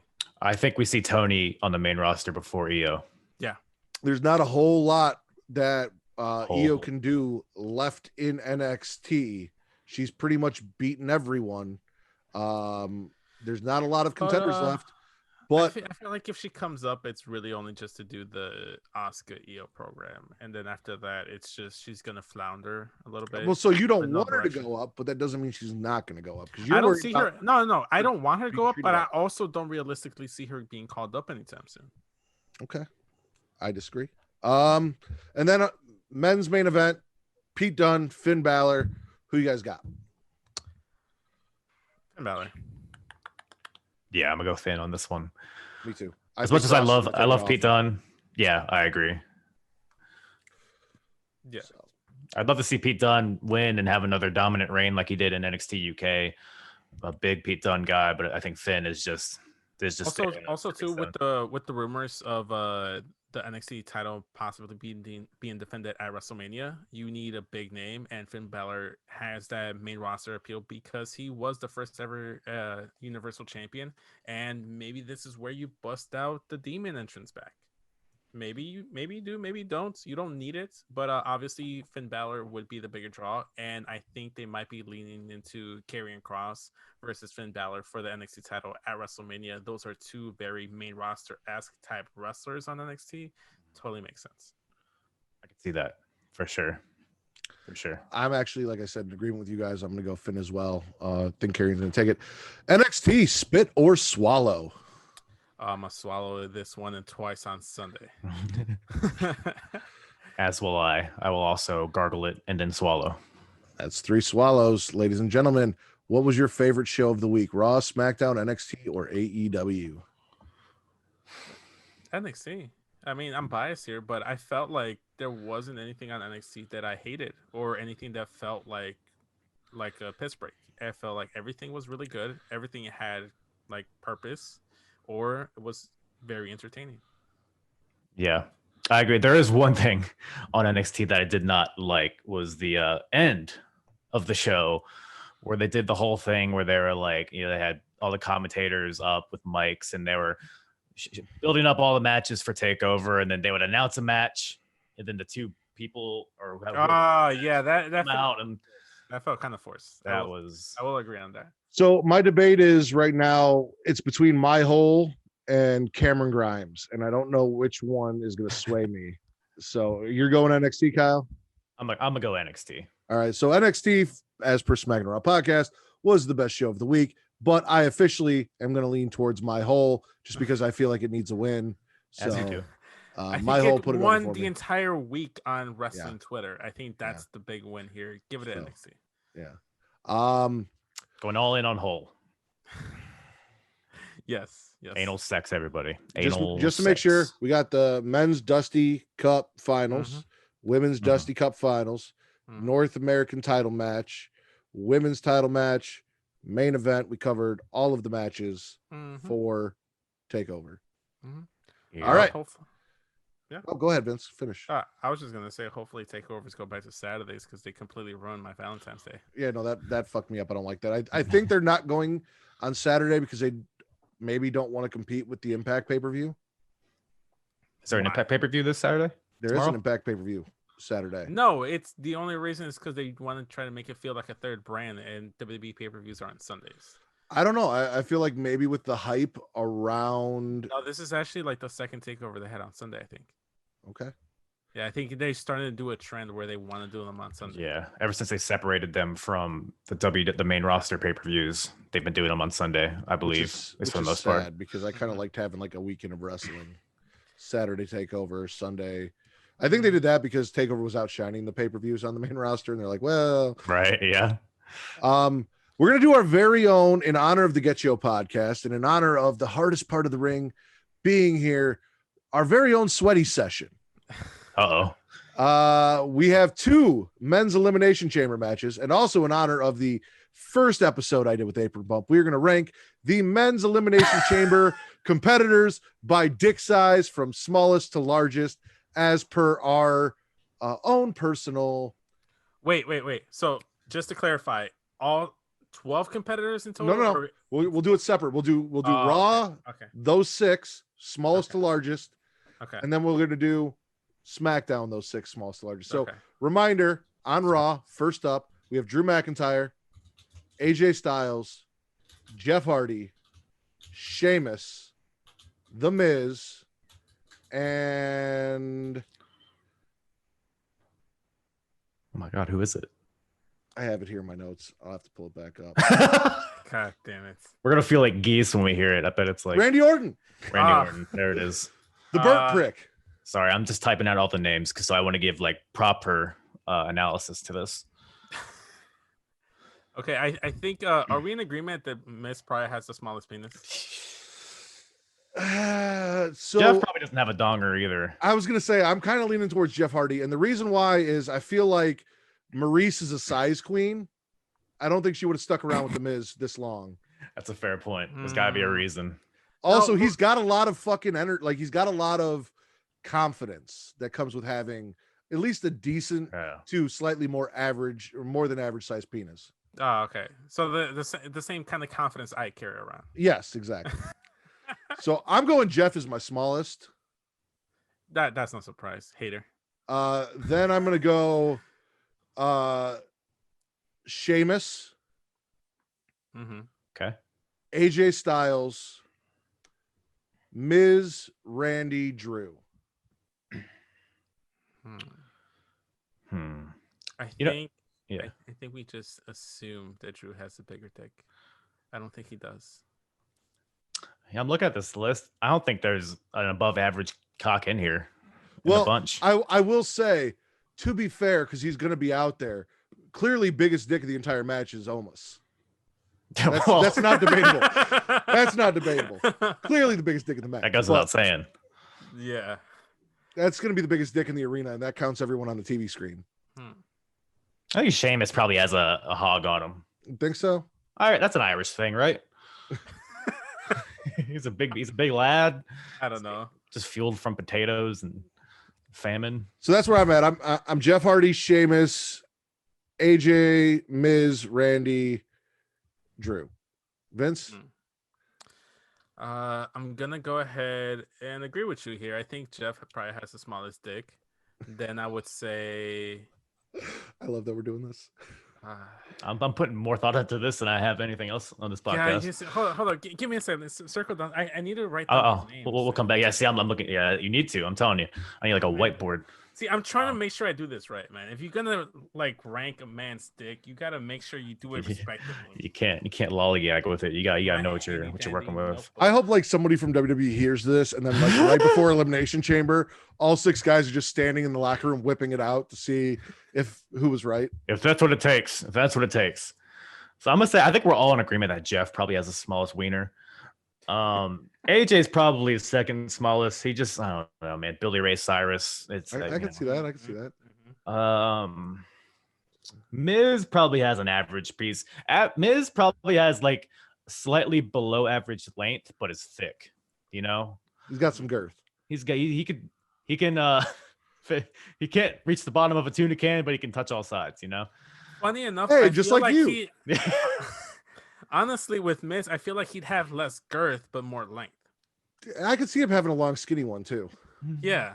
Yeah. It's one or the other for sure. It's not proportional. Whatever. It's probably got a lot of curve. Probably got too much curve to it. You know. See, I put Randy. I think I put Randy second. I put Randy second because I know he has a tendency to whip it out, and like if it's really small, you're not going to whip it out and show it around.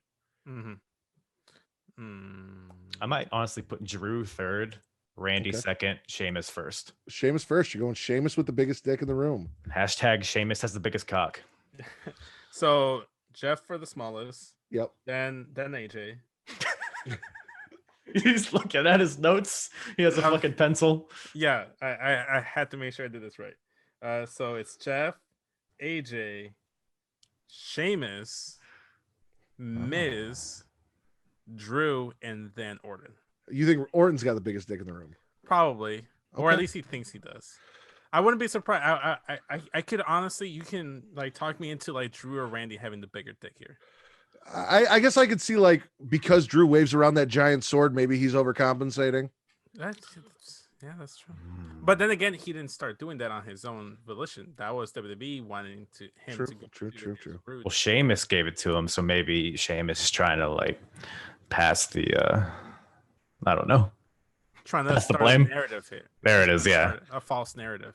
All right. So maybe he's trying to overcompensate. Let's move on to SmackDown. We've got Daniel Bryan, Cesaro, Baron Corbin, Sami Zayn, Jey Uso, and Kevin Owens. Ooh. I'm gonna say Sammy's got the smallest one. It's between Sammy and Corbin for me. That's tough. Both But Sammy's always angry and frustrated, and I feel like that's a little dick thing. Like, no, but that's currently now, and Corbin has always been angry and frustrated. true. And he used to be an NFL guy, so maybe steroids, shrinkage of That only shrinks the balls, though. It doesn't shrink the dick. Penis is a muscle. If anything, it's gonna make it bigger. Penis is a muscle. I didn't Matt Ritter's story. It's the title of your biography. It is. Penis is a muscle. The Matt Ritter story. Yeah. I love that. I'm gonna go ahead and say Corbin, number 1. Sammy, number 2. Owens, number 3. Cesaro, 4. Bryan, 5, and I want to believe that the Uso lineage has a ginormous stick. You want to believe that? Yeah, I want to believe that the Samoan dynasty, that's what built their dynasty. Yeah, was I the think. By the Samoan dynasty was built on large cock. That's just science. So maybe the story was, instead of The Rock, it was going to be the cock, but it was like 2 on the money. Yeah. So they had to like change to the 1 letter. So did you go Corbin first or Sammy first? Corbin. Okay. Strikes me as like he's like kind of compensating for something. Okay. Sammy, I feel like he's a little bit like below average, and I feel like I think he's a long skinny. Yeah. Yeah, that's what he strikes me. And then Kevin Owens, he's just gonna look smaller because he's a bigger guy. He might just be average. He's a grower, not a shower. Yeah. Yes. Very good assessment. Yes. Cesaro, just because I feel like he's just right where you need to be. Kind of like Goldilocks and the Three Bears. He's just right. I feel like that's what Cesaro would be. What did the Bears do to Goldilocks again? I missed that part of the story growing up. Well, she did have 3 holes. Oh. One was too loose, one was too tight, one was just right. Which was which? It's the big question here. If that's not on Pornhub at this point, I'd be surprised. Daniel Goldilocks Bryan, in her 3 holes. Daniel Bryan, for whatever reason, I feel like he's above average. I'm with you on that. There's something about Daniel Bryan that makes me think that guy's got a big dick. Maybe it's because he bagged Brie Bella, but there's something about Daniel Bryan that just the way he walks around, the confidence that he's got. Again, it's the confidence. I feel like that guy's got. I feel like he's got a hanger. I think he's got big balls, but like an average dick. Okay. So what's your ranking, Kyle? Oh man, I'm gonna go. I don't know whether Sammy or Baron is. I'm gonna go Corbin, Sammy, KO, Daniel Bryan, Cesaro, Jey Uso. I think you got to put Uso at the top. Saying. I'm gonna agree with Vince here in his ranking, which they're all very close. Like really, it's just between Cesaro and Daniel Bryan is where you put them. But I again have to agree that Jey Uso is the biggest cock because you need a big cock to reach Naomi's vagina with all that ass. No. Wrong Uso. Jimmy Uso is with Naomi. They're twins. It's the same cock. Is that a thing? I've always wondered that. I feel like I honestly feel like me and Travis had this discussion, and I looked it up, and it's actually not. I think twins can have different looking cocks, but for the purpose of the story right now, they have the exact same penis. So if Jimmy can get back there, Jay's got to have one matching. Because how bad would it be to be the twin with the smaller dick? Like, how bad would that suck? Do you think they compare? Probably. I would. Do you think they dock or whatever? They're probably uncircumcised, right? Do they put it at the head of the table and measure themselves? There it is. There it is. I'm sure Roman's got the biggest of all 3, but oh yeah, he's got a heavy dangle.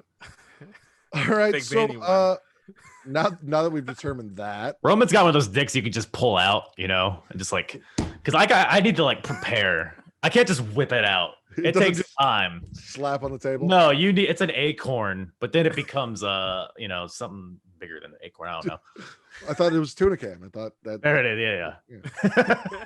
Why don't you tell them where they can find your podcast? Well, if you want to hear more about my dick, Literally, honestly, that's all me and Kyle talk about when we do shows together. Our dicks. there's a So lot. There's a lot. Sounds like fun. But yes, you can find my podcast, The Apron Bump, at apronbump.com or wherever you listen to podcasts. I'm also on YouTube as well. Give me a subscribe ski over there. Do retro reviews from all sorts of promotions from all sorts of eras. WWE, WCW, the mainstream ones like that, but also indie promotions like Progress, Ring of Honor, stuff like that. So a variety of retro reviews on the Apron Bump. So go check that out. Apron Bump on Twitter and find me there. Yeah, follow him like I just did just now. Hell yeah, doggy. he has Kenny from Kenny for Your Thoughts on. They do great work together. He's had me on, which is probably the smartest thing he's ever done. And then Charlie, and him and Charlie are absolutely hilarious, even though Charlie will never be on the show again. So He had his chance. He squandered it. Vince, where can they find you? Plug all your shit. Obviously you can find me anywhere on social media at SES Vince. Go ahead, follow me there. I have a YouTube there as well. I forget it. I have a YouTube. And go ahead and follow the show's Instagram channel, Instagram accounts. I go ahead and manage it for the most part at Smackin It Raw Pod. So we put a bunch of memes. Bernie Sanders memes is what we've been putting up that Matt's made. So hopefully we get new content out there. I mean, you can really post anything wrestling related on there. You don't need to wait for me to make memes. True. But I feel like that's the dynamic right now. I feel like Okay. that's what the people are looking for. Is The Bernie Bernie Sanders. memes went away, and I didn't make any Naya memes. I just stole Naya. Yeah, man. Come on. You had to be Come on. quick on the Naya memes. Gotta be Everyone quicker was than on that. them. Gotta be quicker than that. As you guys know, you guys can find me at Matt Ritter. That's at METTRIDDER on Twitter and not on Instagram, but also on Twitter at Smackin It Raw Pod. We are trying to get those numbers up. So if you're not following that, please go follow that. Also, check us out on YouTube. That is at Creation World on YouTube, the Creation World channel. And there you'll get everything, including the awesome roommates covering WandaVision that Travis and John are doing currently. That's fun. Super Flashy Arrow is back, so you guys can check that out. That's also at facebook.com/group/Super Flashy Arrow of Tomorrow. Find us on Facebook at facebook.com/group/Smackin It Raw.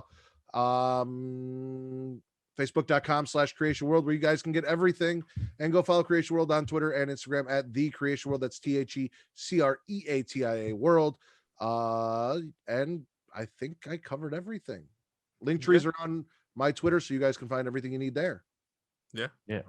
Thanks for having me on, guys, by the way. It was a lot of fun. Dude, it was a blast. Gotta do this again, man. For sure. For Daddy Delgado and the hardest part of the ring, I am the Warden, Matt Ritter. We are Smackin It Raw, and we are the #1 wrestling podcast not currently on Pornhub.